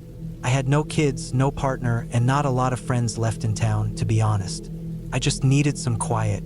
I worked in a loud warehouse where we loaded and unloaded shipments every day, so silence had become kind of a luxury. My back was giving me trouble, and my head was always heavy from stress. So when I found that listing online, asterisk cabin near Quarry Lake, remote, secluded, no Wi-Fi asterisk, I booked it without a second thought. The cabin was about 4 hours north of where I lived. The drive was mostly through small highways and rough back roads. I passed fewer and fewer houses as I got closer. For the last hour, it was just thick pine trees on either side, barely any traffic. The kind of quiet that makes your ears ring a little. I remember how wide the sky looked once the trees thinned near the end. It was late September, and the leaves were just starting to change colors. The air had that smell, dry leaves and dirt and a bit of something cold. The cabin itself was small and square, sitting in a little clearing about 200 feet from the edge of a wide, still lake that I later learned used to be a quarry. The place had once been a rock mining site before the company pulled out and nature started taking over again. Now, all that was left was the flooded quarry pit and some broken concrete slabs in the woods nearby. The listing hadn't said much about the quarry history, just said it was rich with nature and perfect for solitude. There was a tiny wood-burning stove in the cabin, a cot with a basic mattress, one window facing the lake, and a short path leading down to the water. No electricity, just some candles, a lantern, and a water pump off to the side. I brought a big cooler, some dry food, a stack of firewood, a knife, and a couple of old paperbacks. I had also packed my hunting rifle. Not for hunting, more for comfort. Something about being alone that deep into the woods just felt a little vulnerable. You always hear stories. Bears, coyotes, people. The first night was peaceful. I sat on the step with a blanket and watched the sun drop behind the trees across the lake. The water didn't move. It was so still it almost looked frozen. I didn't hear a single insect. That was the first weird thing. You expect a lot of crickets or frogs at night near water, but it was just quiet. Too quiet. I chalked it up to the season and the elevation. I slept in short chunks. Every time I woke up, it was dead silent. Once I thought I heard a thump outside, but it might have been a pine cone falling. Hard to say. In the morning, the sky was heavy with clouds, but it didn't rain. I walked down to the lake, followed a rough trail that curved around the far side. There were weird signs of old equipment. Chunks of rusted rebar sticking out of the ground, broken concrete, and even a big wheel or pulley half buried in the moss.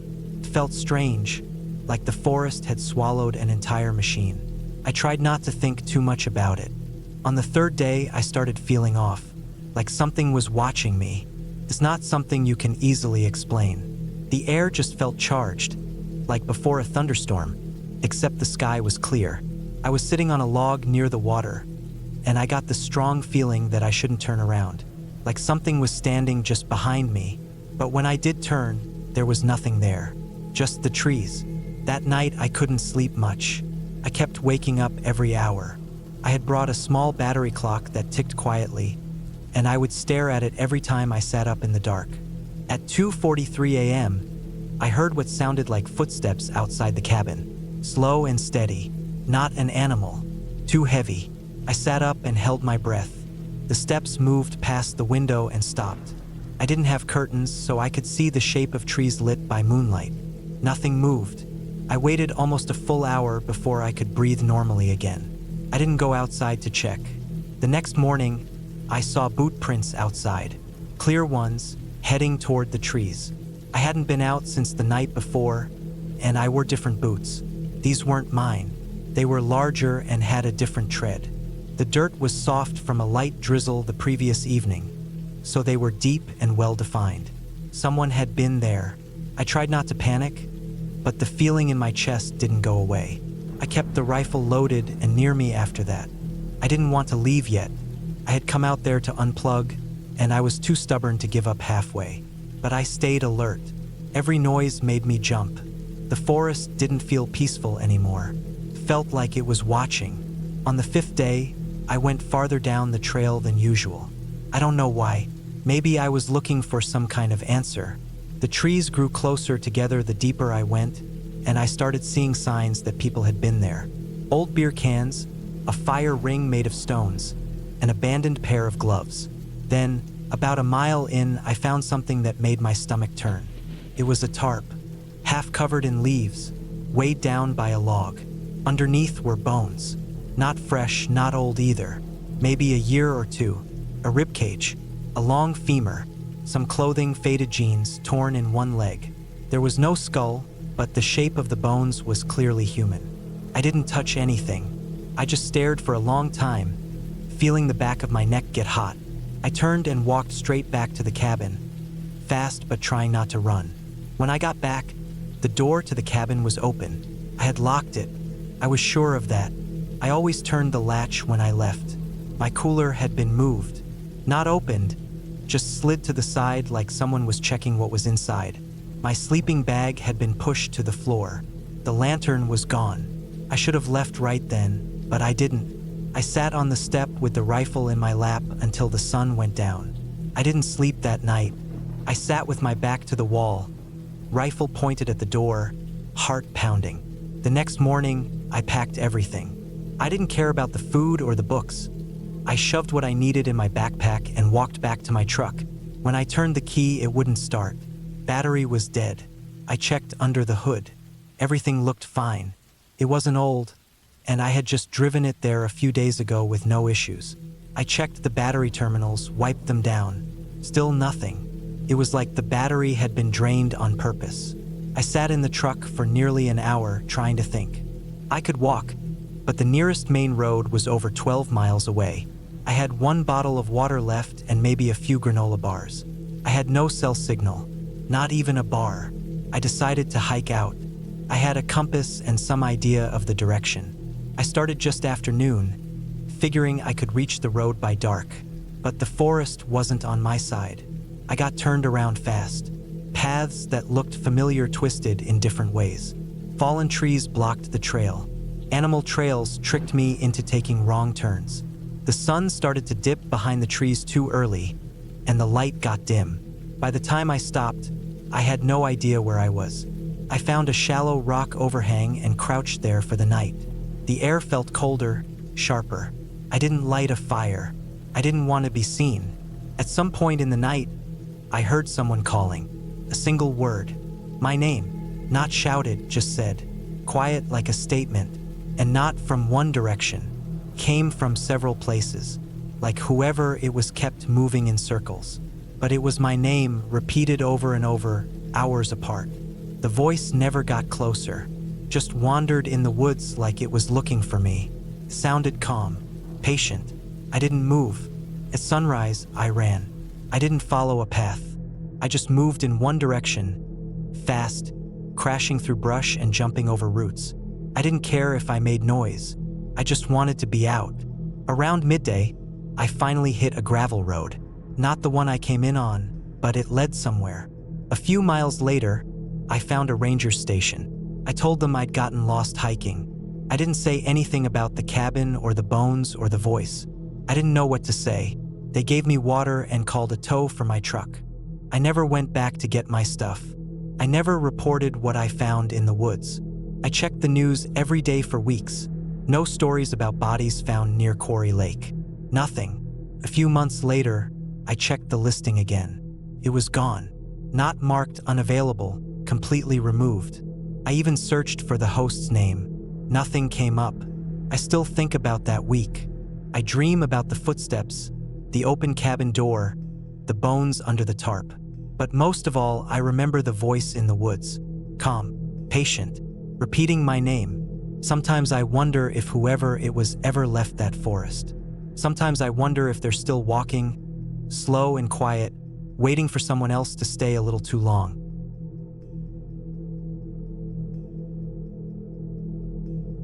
I drove up to the cabin on a Thursday morning in late September, trying to squeeze in one last peaceful weekend before the cold started to settle in for real. The trees were already turning, bright reds and oranges running along the highway like fire. I'd taken the same drive every fall since I bought the place 5 years earlier. It sat on the edge of a small lake, about 20 miles off the main road, deep in the woods of northern Vermont. I never saw many people out there, and that was exactly the point. I went to the cabin when I needed quiet, when I needed to be away from everything. No cell signal, no internet, just trees, water, and silence. The road leading to the cabin had gotten rough over the years, with long stretches of dirt washed out by rain. My truck could still handle it, but it slowed me down. I'd left home around 6:30 that morning, and I pulled into the clearing in front of the cabin a little after 10 a.m. The air smelled like pine needles and damp leaves. A few birds chirped nearby, but other than that, there was nothing. Just the wind and the soft ticking of my engine cooling down. The cabin was a simple one-story place I'd put together with a contractor. With siding, tin roof, with stove inside. No plumbing, just a compost toilet in the back and water drawn from a nearby spring with a hand pump. It wasn't luxurious, but it was mine, and I kept it stocked and in good shape. I spent that first hour unpacking the back of the truck. Cans of food, bottled water, a small cooler of fresh stuff, some tools in case I needed to fix anything. I opened the windows to air it out, swept the floor, and took a slow walk around the outside, just like I always did. It was quiet. No footprints, no broken branches, no sign that anyone had been near it. I was about halfway through chopping some firewood when I noticed something strange. At first I thought it was just an animal, something moving down by the trail that ran through the woods about 50 yards out. But when I looked closer, I saw a person, a man. He was standing near the edge of the trees, just barely in view. I couldn't make out his face, just that he had a beard and was wearing a dirty brown coat. I figured he was a hunter or a hiker who had gotten turned around. It wasn't common to see people out there, but it wasn't impossible either. The trail wasn't marked, but it did connect with an old logging road miles back, and every once in a while, I'd run into someone who'd wandered too far. I raised a hand, thinking he'd wave or call out, but he didn't. He just stood there for a few seconds and then turned and walked back into the woods. I didn't think much of it at the time. Maybe he was embarrassed, or maybe he'd realized he was trespassing. I went back to splitting logs, but the whole thing had left a weird feeling in my gut. The way he just stood there, not moving, not waving, like he was watching me, not just passing through. I kept glancing toward the trees every few minutes, but I didn't see him again. By the time the sun started to go down, I had the cabin warm and stocked. I made myself a simple dinner, canned chili and bread, and sat out on the porch with a flashlight and a book. I kept listening for noises in the woods, but I didn't hear anything unusual. At some point, I locked up and turned in for the night. The cot inside was old and stiff, but I was used to it. The wind picked up around midnight and rattled the shutters. I pulled the blanket over my head and tried to ignore it. The next morning was colder. I could see my breath in the cabin. I got the fire going again and made coffee with the little gas burner. I sat out back, watching the mist rise off the lake. I tried to let go of the strange feeling from the day before. It wasn't like the guy had done anything wrong. Just a guy in the woods. Nothing more. But around noon, I saw him again. I was down by the edge of the lake, cleaning out the small metal canoe I kept flipped over by the dock. I stood up to stretch and saw movement behind the trees to my left. It was the same man. Same brown coat, same slow walk.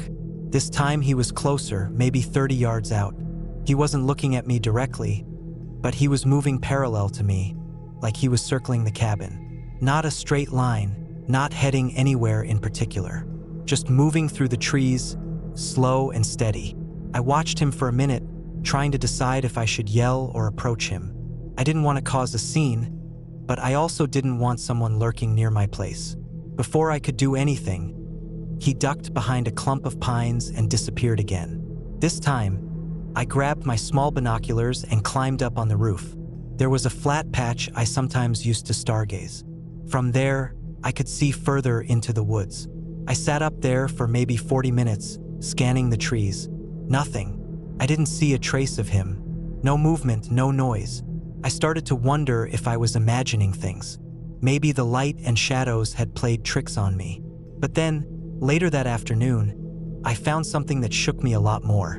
Behind the cabin, past the fire pit, there's a little hill with some rocks where I sometimes sit to read or just get a better view. I walked up there with a cup of coffee. As I sat down, I saw something strange sticking out of the brush to my right. I pushed the leaves aside and found a sock. A filthy, torn-up sock stuffed with something. I pulled it open and found a bunch of bones. Tiny ones, animal bones, I hoped. They were wrapped in what looked like dried grass and tied with a string. Smelled awful, like rot and wet fur. The sock was old but not weathered. It hadn't been there long. I dropped it and stepped back. I didn't like it. I didn't like any of this. Strange man in the woods. Animal bones wrapped in string. It didn't feel like coincidence. Someone had put that there, and they'd done it recently. I spent the rest of the day keeping busy and trying to stay calm. I moved the canoe closer to the cabin. I double-checked the locks on the doors and windows. I kept my hatchet nearby, even inside. That night, I didn't sleep well. Every sound made me sit up. I thought I heard footsteps outside, but when I looked through the window, I didn't see anything. Just black trees and the pale shimmer of the lake. By the third day, I was done pretending it was nothing. I hiked a wide circle around the cabin that morning, looking for signs of anyone camping nearby. I found nothing, no tent, no tracks, no fire pit. Just empty woods. But the strange feeling wouldn't leave. I kept thinking I was being watched. I kept turning around, expecting to see someone standing just behind me. It was like my nerves were stretched tight and buzzing. That afternoon, I went to grab a can of food from the shelf and realized something was off. 2 cans were missing. I knew exactly how many I'd brought. I'm careful like that. At first, I thought maybe I'd misplaced them or knocked them over. But I looked everywhere. They were gone. Someone had been inside the cabin while I was out. I started checking everything after that. The cooler, my tools, my pack, the flashlight I kept by the bed, a knife I kept on the shelf, all still there. But the idea that someone had come inside while I was walking the woods made my stomach twist. It meant they'd been watching. It meant they'd waited for the right moment. I didn't know what to do. There was no signal, no phone. I could hike back to the truck and leave, but it was already late in the day and I didn't like the idea of walking through the woods with someone following me. I figured I'd wait one more night and leave early in the morning. I barricaded the door with the table and kept the hatchet in my lap. I sat in the dark, listening to every creak and rustle. Around 2 a.m., I heard something outside, a soft scraping sound, then a knock, not on the door, but on the side of the cabin. Just one. Then silence. I held my breath for what felt like forever. Nothing happened. No footsteps, no more noise. When the sun came up, I threw everything back in the truck and left without breakfast. I kept checking the rearview mirror the whole way down the dirt road. I didn't see anything. I went straight to the police in the nearest town. I told them everything. The man in the woods, the animal bones, the missing cans, the knock in the night. They took my statement but didn't seem very interested. They said it was probably a squatter or some backwoods survivalist. They said I was lucky nothing worse happened. I didn't go back for months. When I finally did, in early spring, everything looked the same. The cabin was untouched. No damage. No signs of forced entry. The woods were quiet. I spent only one night. I didn't see anyone. Nothing strange happened. But I found something nailed to a tree about 50 yards from the cabin. It was a scrap of cloth, brown, dirty, stiff with old blood, nailed flat with 2 rusty nails. And written on it in black marker were the words,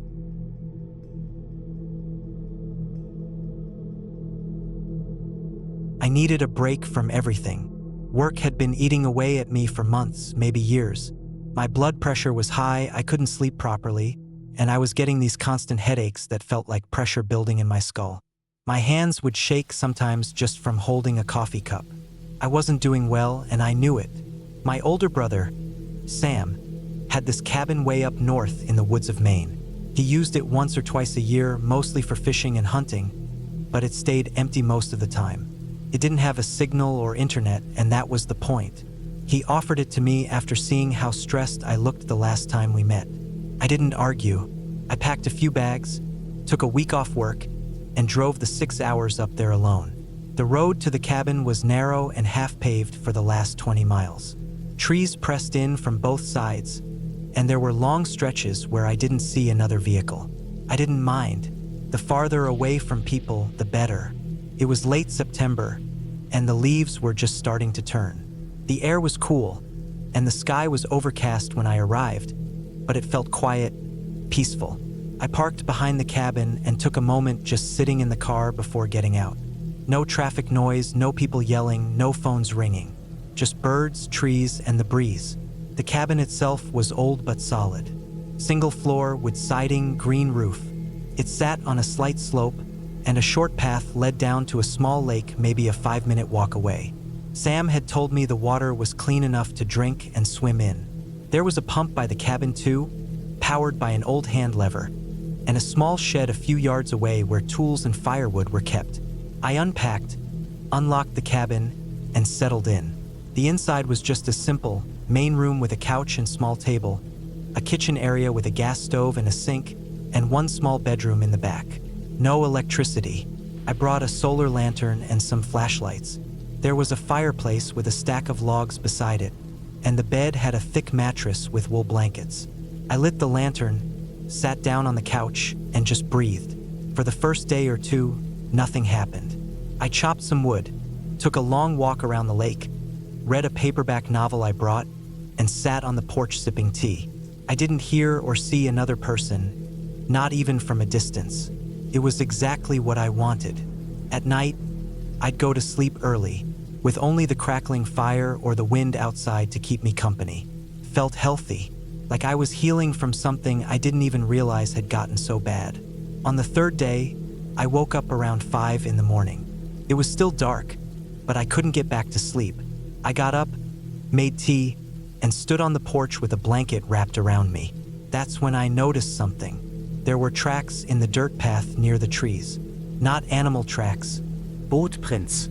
I hadn't seen them before, and I had walked that trail the evening before. They were fresh, and they came from the tree line toward the cabin, but didn't lead back. I stood there for a long time just staring at them. It was possible someone had come through and then left in another direction. There were hunting cabins scattered miles apart in the woods, though I hadn't seen any. Maybe some hunter had wandered close by mistake. I tried to believe that, but something about the prints felt wrong. They were close to the cabin, close enough that whoever it was had seen it, close enough that they must have been able to tell someone was staying there. The prints stopped about 20 feet from the porch, then turned slightly toward the trees and disappeared into the brush. I walked down and looked closer. The ground was soft from the morning dew. The prints were deep. They looked like hiking boots, maybe size 11 or 12. Deeper on the heel, like the person had been walking slowly, leaning back as if trying not to make noise. That detail unsettled me more than anything. I walked the edge of the woods a bit, just to see if I could spot where the person went. The prints vanished quickly in the undergrowth. I gave up and went back to the cabin. The whole time I felt like I was being watched. I didn't sleep much that night. The next morning, I saw something else. The shed door was slightly open. I always latched it after using it, and I hadn't been in there since the first day. I went over, heart beating hard, and slowly pushed it open. Everything looked normal at first. Tools hanging, axe in place, the woodpile stacked high, but the tarp that covered the extra firewood in the corner had been pulled back a bit. Not fully removed, just tugged aside, like someone had peeked under it. I closed the shed, latched it tight, and spent most of that day inside. I kept telling myself I was being paranoid. The woods were empty. People didn't just walk up to someone else's cabin, especially not up here. Still, I couldn't focus on reading or writing. I kept checking the windows. That night, I locked the door and pushed the couch in front of it, just in case. I kept my flashlight and my small hatchet next to the bed. I didn't light the lantern. I stayed in the dark, listening. Every snap of a twig outside made my heart race. I didn't fall asleep until just before dawn. The next day, I found something that made it all worse. Near the lake, there was a small clearing where I had set up a chair and sat the first day. I went down there late in the afternoon to try and get some air, and something caught my eye. Behind a tree about 30 feet away, there was a patch of disturbed ground. It looked like someone had stood there for a long time, shifting their feet or pacing slightly. He walked over. There were cigarette butts on the ground. 4 of them, fresh. No rain, no rot. Someone had stood there, smoking, watching the lake. Watching me, probably. I felt a tightness in my chest I couldn't explain. I went back to the cabin without staying another minute. I didn't want tea, didn't want food. I wanted to leave, but I also didn't want to run. I didn't want whoever was out there to know I was scared. So I stayed another night, but I barely slept at all. That evening, I thought I saw movement in the trees while I was inside. Just a shape. Could have been an animal or maybe the light playing tricks. But it didn't feel like that. The next morning, I made my decision. I was going to leave early. I packed everything quickly and loaded the car. It was barely light out, maybe 6 in the morning. The road was long and rough, and I didn't want to risk it in the dark. But when I went to start the car, it didn't turn over. Nothing. Not a sound. I popped the hood, looked inside, and saw the battery cables had been cut. Clean. Both of them, like someone had done it with a knife. I stood there in the cold for what felt like a full minute. Then I grabbed my bag, tossed it over my shoulder, and started walking down the dirt road in the direction I had come. It was over 20 miles to the nearest small town, but I had no choice. No cell signal, no working vehicle, and someone had sabotaged my only way out. I walked all day. Around mid-afternoon, I reached a wider gravel road and followed it. Eventually, I saw a truck coming and waved it down. It was a local guy who drove me into town. I didn't tell him much, just that my car had broken down and I needed a mechanic. I paid a local shop to tow the car. When they brought it back and looked at it, they confirmed what I already knew. Someone had cut the battery cables. They offered to replace them, and I let them. I stayed in a small motel in town that night. The next morning, I went to the sheriff's station. I told them the full story, not just the battery, but the boot prints, the shed, the cigarette butts. They listened, took notes, and said they'd send someone to take a look. But it didn't seem urgent to them. No real crime had been committed, they said. Maybe it was just a hunter passing through. Maybe a bear had gotten into the shed. They told me they'd write a report, but didn't promise anything. I didn't go back to the cabin. I drove home. When I got there, I called my brother and told him everything. He believed me, said he'd go up later in the season with a few friends and check things out. Weeks went by. I tried to forget it, went back to work, got into a routine again. Then one morning I checked my mailbox.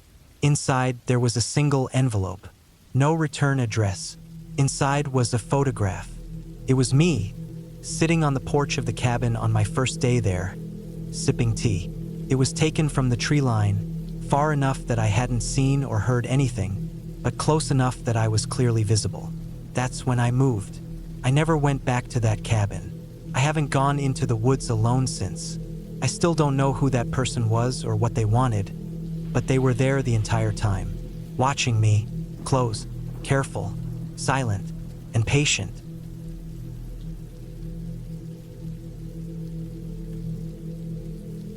I had no real reason to go up to the cabin that week. It wasn't like I had some emergency repairs to do or a big trip planned. The truth is, I just wanted to get away from everything for a while. Work had been grinding me down for months, and the noise of the city was wearing on me. I kept waking up with this pressure in my chest, and by the end of the day, I just feel empty. A few days in the woods alone sounded like exactly what I needed. Quiet air that didn't smell like car exhaust and no screens. The cabin wasn't much to look at. My uncle left it to me after he passed, and I hadn't done a whole lot with it since then. Just a single-story structure, kind of sunken into the woods at the base of a ridge. No anselasten. One little wood stove in the corner that sometimes smoked more than it warmed. A bathroom with running water only if you cranked the generator out back and prayed it didn't sputter out. I'd spent a few weekends there in the summer over the years, but never stayed there alone for long, especially not in late fall. But that's when I went. It was the second week of November, right after a cold snap. Everything had this wet, dead look to it, like the leaves were still there, but barely clinging on. The road to the cabin was mostly gravel and potholes, and I had to park a few hundred feet away because a tree had come down across the path, and I wasn't in the mood to mess with it. I grabbed my bags and hiked in with my boots crunching down over the frozen leaves. Inside the cabin, it was exactly how I remembered. Cold, still, and a little musty. I cracked open the windows for a bit, lit a few candles, and got the stove going with some of the old firewood stacked in the corner. I unpacked slowly, setting up my sleeping bag on the couch instead of the back room, mostly because I didn't feel like dealing with the cobwebs and the extra draft. I had enough food for about 4 days, a pile of books I never had time to read, and no cell reception, which I told myself was a good thing. That first night, everything was still. I could hear the wind twisting through the trees like it was dragging along the branches. Every once in a while, something would thump on the roof, pine cones or maybe acorns, but it didn't bother me much. I remember how warm the cabin got once the fire really kicked in, how I almost dozed off sitting up in the middle of a sentence. That was probably the last time I felt comfortable there.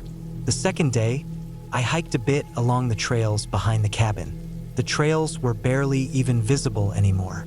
Years ago, my uncle had used them to check traps or go hunting, but now they were half overgrown. I followed one path that curved around the ridge and down into a shallow gully. It was quiet out there, so quiet that my ears started ringing. I saw a few deer tracks, maybe a raccoon trail, but no fresh prints. I walked out a bit farther until I got this weird feeling like I was being watched. That kind of skin-on-your-neck prickling sensation. I looked around and didn't see anything, but I still turned back early and hiked home in a rush. When I got back to the cabin, the fire had gone out, and the inside was colder than I'd left it. That shouldn't have bothered me. Fires go out. The stove wasn't big, but it was how cold it was that got to me, like something had been letting in the outside air for a while. I walked around and checked the windows, still locked, door still shut tight. But the weird thing was, I had the sense that something was just off. I tried to ignore it, telling myself I was just on edge from the cold and the quiet. That night, I barely slept. I kept hearing these soft, irregular thumps out behind the cabin. Not animal sounds, more like dragging, like someone slowly moving something heavy just outside the walls. I got up a couple times to check, holding the flashlight in one hand and a hatchet in the other. But each time I stepped outside and swept the beam around, I saw nothing but trees. Trees and fog. The fog rolled in that second night, real thick. I could barely see 10 feet out. I stood there breathing the cold air and listening. I didn't hear anything move that I could confirm, but I had that same pressure in my chest that had followed me up from the city. Except this time, it wasn't from stress. On the third day, I found the footprints. They weren't mine. They weren't from a deer or a bear either. They were human. Just a few, maybe 3 or 4 prints about 30 feet from the cabin near the tree line where the old generator sat behind the woodshed. They were in the half-frozen dirt, clear as day. Boots, wide set, big, and the worst part, they were fresh, not more than a few hours old. I hadn't seen them yesterday when I went out, and they circled the cabin once, then led straight back into the woods. I tried to make sense of it. Maybe a hunter, maybe a surveyor, but no one should have been out there. There were no trails in that direction, and they hadn't knocked, hadn't made a sound. I sat in the cabin most of that day, staring at the trees through the window. I stopped reading. I stopped tending the fire. I just kept watching and listening. I didn't go outside after dark. That night, I heard something breathing. I know how that sounds, but I did. It was just after 2 a.m., I think. I was wrapped up in the sleeping bag on the couch, the fire barely glowing. And under the wind, under the rustle of trees, I heard this low, slow inhale, then a pause, then another, like someone was standing just outside the wall near my head, breathing deep and slow. I didn't move. I didn't even breathe for a while. My eyes were wide open, and I was trying to convince myself it was the wind pushing through some crack in the logs. But it wasn't. I know the difference. This had a rhythm to it, like lungs. I stayed there, frozen, for I don't know how long. Eventually, it stopped. When morning came, I went outside and checked. No new prints, but I found something else. One of the side windows had a long, greasy smear across the glass. It wasn't a handprint, not quite, just a blurred streak, about the height of a person's face, like someone had leaned in and watched me from the dark. I wanted to leave that day, but when I tried to start the truck, it wouldn't turn over. The battery was dead. I checked the terminals, even tried jumping it off the little solar panel pack I brought, but nothing worked. I don't know how that battery could have drained so fast. I had driven it in fine just 3 days before, and I had shut everything off. I didn't leave the lights on, but the battery was empty. I decided to hike out, thinking I'd get to the ranger station about 6 miles back the way I came. I packed up my things, but when I got to the trailhead, I stopped. There were more footprints, not just one set, two, both coming from the woods. One set followed me from the cabin. The other curved around, wide, and met the trail ahead of me, like they'd known I was going to try to leave. That did something to me. I don't even know what emotion it was. Panic, maybe, but it made my hands shake so bad I dropped my backpack. I didn't scream. I didn't run. I just stood there and I listened. I couldn't hear anything, but I knew I was being watched. I went back to the cabin. I know how that sounds. You're probably wondering why I didn't just run, why I didn't push through the fear and keep going. But you have to understand, there's something that happens to your brain when you're that isolated, that scared. You start thinking that walls, even thin ones, are safer than trees. That if you can just lock the door and stay quiet, nothing can get in. So I stayed. One more night, I pushed the couch in front of the door. I boarded up the windows with whatever I could find. Old chairs, crates, pieces of the bed frame. I stuffed towels under the cracks. I sat there with the hatchet in my lap, one candle burning, waiting for it to get dark. It didn't take long. Around 10, I started hearing the breathing again. This time, it came from more than one direction. One behind the cabin, another near the front. Slow, deep, heavy. Then came the soft, rhythmic knocks. Not on the door, not on the windows, but on the walls. Random places. One, then another, like they were tapping just to let me know they were there. Like they weren't in a hurry. At some point, the candle died. I didn't light another. I don't know if they ever tried to come in. I didn't sleep. I didn't even blink.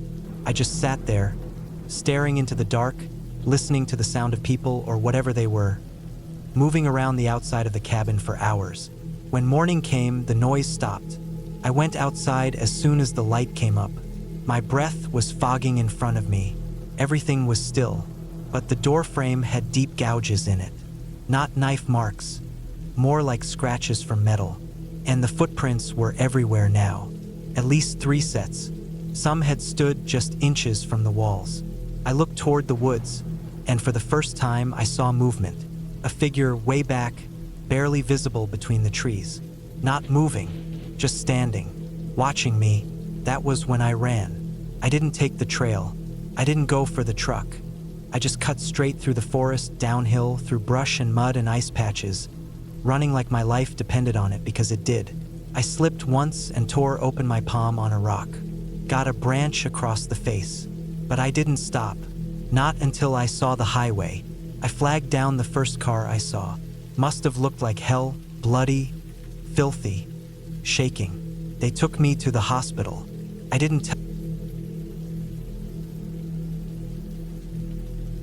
I had been living in the city for years, working a desk job that slowly ate at me. Long hours, traffic noise, crowded subways, concrete everywhere. It all built up. I'd started feeling like I was on autopilot. Wake up, coffee, emails, meetings, home, sleep, repeat.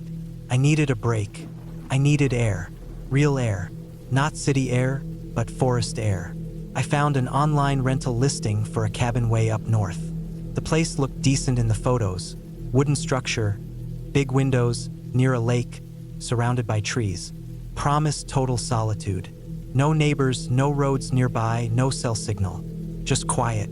I booked it for a week. I packed everything I thought I'd need: canned food, dry goods, bottled water, a small cooler with frozen meat, flashlight, headlamp, knife, first aid kit, a printed map, 2 sets of batteries, fire starting tools, sleeping bag, my thickest clothes, and a journal. I figured I'd write or maybe just stare at the lake and try to remember what life felt like before noise. The drive took most of the day. I left early in the morning, passed through a few towns, then kept driving deeper into the backcountry. Gas stations became fewer, roads narrower. By afternoon, I was on a gravel road cutting through thick woods. No signs, no houses, just trees and dirt. I kept going until the GPS cut out. I had a printed set of directions the cabin owner had emailed me, so I followed them closely. Turn left at the split rock, one line said. I almost missed it, but there it was, a huge rock cracked down the middle like lightning had split it. I turned and kept going. Eventually, the trees opened slightly and I saw the cabin. It wasn't big, just one level, long and rectangular. Brown wooden exterior, slightly faded. One chimney, no car in sight, just a small cleared space around it and trees on all sides. The lake was about 30 yards behind it. Still water, no boats, no docks.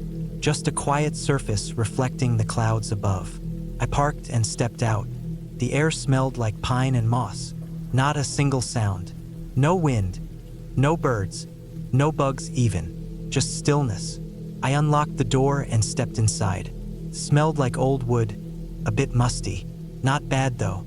There was a small kitchen with a propane stove, a single large room with a table and 2 chairs, and a couch that faced a stone fireplace. A narrow hallway led to a bedroom and a tiny bathroom. That was it. No internet. No TV. No radio. Just 4 walls, a roof, and quiet. I unpacked my things, checked the propane tank outside, it was half full, tested the flashlight and headlamp, both worked, and lit a small fire in the wood stove just to knock the chill out. It was early fall, and the nights were already dropping into the 40s. The sun was going down behind the trees, and everything turned that dull, blue-gray color that comes right before night.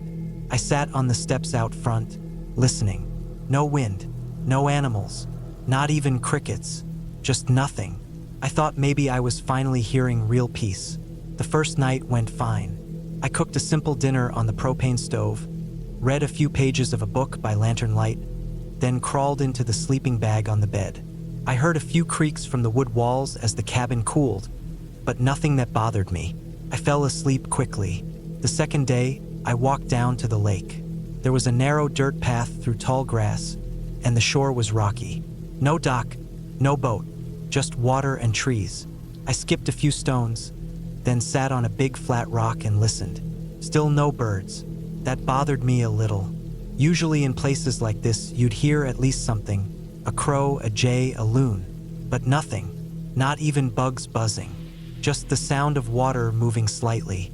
Felt a little off, like the woods were holding their breath. I went back up to the cabin and chopped some kindling. There was already a pile of logs stacked against the back wall, half covered by a blue tarp. I spent the day walking a bit, then resting, then writing in my journal. I wrote about the quiet, how peaceful it was, how I felt my shoulders relaxing for the first time in months. That night, I heard something outside around 1 a.m. It wasn't loud, just a soft crunching of gravel, like someone stepping slowly. I sat up in bed and listened hard. The window beside me was cracked for fresh air. I held my breath. Nothing moved for a while. Then again, crunch, crunch, slow, heavy steps, then silence. I got out of bed quietly and grabbed the flashlight. I didn't turn it on yet. I tiptoed to the front door and peeked through the small window. I couldn't see much, just shapes of trees and the outline of my car in the dark. I waited, listened. Then I turned on the light and opened the door quickly. Nothing, just cold air and the smell of pine. I stepped outside, shined the flashlight around the trees. Still nothing. I checked behind the cabin. Nothing there either. No signs of movement. I stood there for a while, trying to convince myself it had been a deer or maybe the sound of the cabin settling. But it had felt different, like footsteps. I finally went back inside and locked the door. The next day, I looked around the dirt in front of the cabin. There weren't many clear prints, but I did see what looked like one deep heel mark in the gravel, like from a boot. Could have been mine. Couldn't be sure. Still, I felt uneasy the rest of the day. I kept checking the windows. I stopped sitting out front. That evening, I stayed inside, reading by the fire. Just before dusk, I heard a thump outside. A quick, hollow sound, like something hitting the side of the cabin. I froze. Then again, a thump, this time closer to the front window. I got up, turned off the lantern, and stood still in the shadows. I waited. The fire crackled behind me. Outside, I thought I saw a shadow move past the window. Couldn't be sure. The glass was dusty and the light was fading fast. I didn't go outside. I didn't even breathe for a minute. I just waited. Then nothing. Silence again. That night, I didn't sleep. I lay in bed with the headlamp on, staring at the ceiling. Every creak made me flinch. Around 3 a.m., I finally dozed off. In the morning, I walked a wide circle around the cabin. This time, I did find something. Behind the cabin, near the woodpile, a broken stick was jammed between two rocks. Not just fallen, but wedged, like someone had placed it there. A small thing, but it felt intentional. I stared at it for a long time. Then I walked back to the cabin and locked the door. I considered leaving, but I still had 3 days left. I didn't want to feel like I was running from nothing. I told myself it could have been local hunters or hikers. Maybe someone camped nearby and passed through. But I hadn't seen a single car or sign of anyone for days. That night was worse. At some point after midnight, I heard the doorknob move. Not loud, just a soft rattle. I froze. Then again, a short shake like someone testing it. I sat up in bed and waited. The fire was low. I didn't move. Then I heard the creak of the steps outside. One step, then another, slow and deliberate. I grabbed my knife and flashlight and moved to the front door. I didn't turn on the light. I just waited. After a few minutes, silence again. I opened the door fast and shined the beam outside. Nothing. But on the second step, I saw it, a footprint. Muddy, fresh, definitely not mine. Pointed inward, toward the door. I felt a wave of cold hit me. I scanned the trees, my light shaking slightly. Then I backed up, locked the door, and slid a heavy chair in front of it. The next morning, I made the decision to leave. I didn't care about the refund. I packed everything quickly, stuffed it all in the back of the car, and tried to start it. The engine cranked but didn't turn over. I tried again. Nothing. I popped the hood. The battery was there, but one of the cables had been yanked off. Not just loose, pulled clean off and tossed to the side. The end was scraped raw, like someone had done it on purpose. I stood there staring at it. My hands started shaking. This wasn't animals. This was someone. Someone had been coming here at night, walking around the cabin, watching me, maybe even trying to get inside. And now they'd disabled my car. I reattached the cable and tried again. The car sputtered, then roared to life. I didn't waste another second. I drove out of there as fast as I could, bouncing over the gravel, scraping the bottom of the car on rocks, not stopping once to look back. When I hit the split rock, I didn't even slow down. I just gunned it down the dirt road until I hit pavement. Once I saw a gas station, I pulled over and sat there, engine running, hands shaking. I never went back. I never contacted the owner. I don't even remember the exact route I took to get there. I didn't want to. I didn't tell anyone. I felt embarrassed, like I'd made a mistake I should have seen coming. But I knew what I saw. I knew someone was out there watching me for days, testing the door, walking the steps, disabling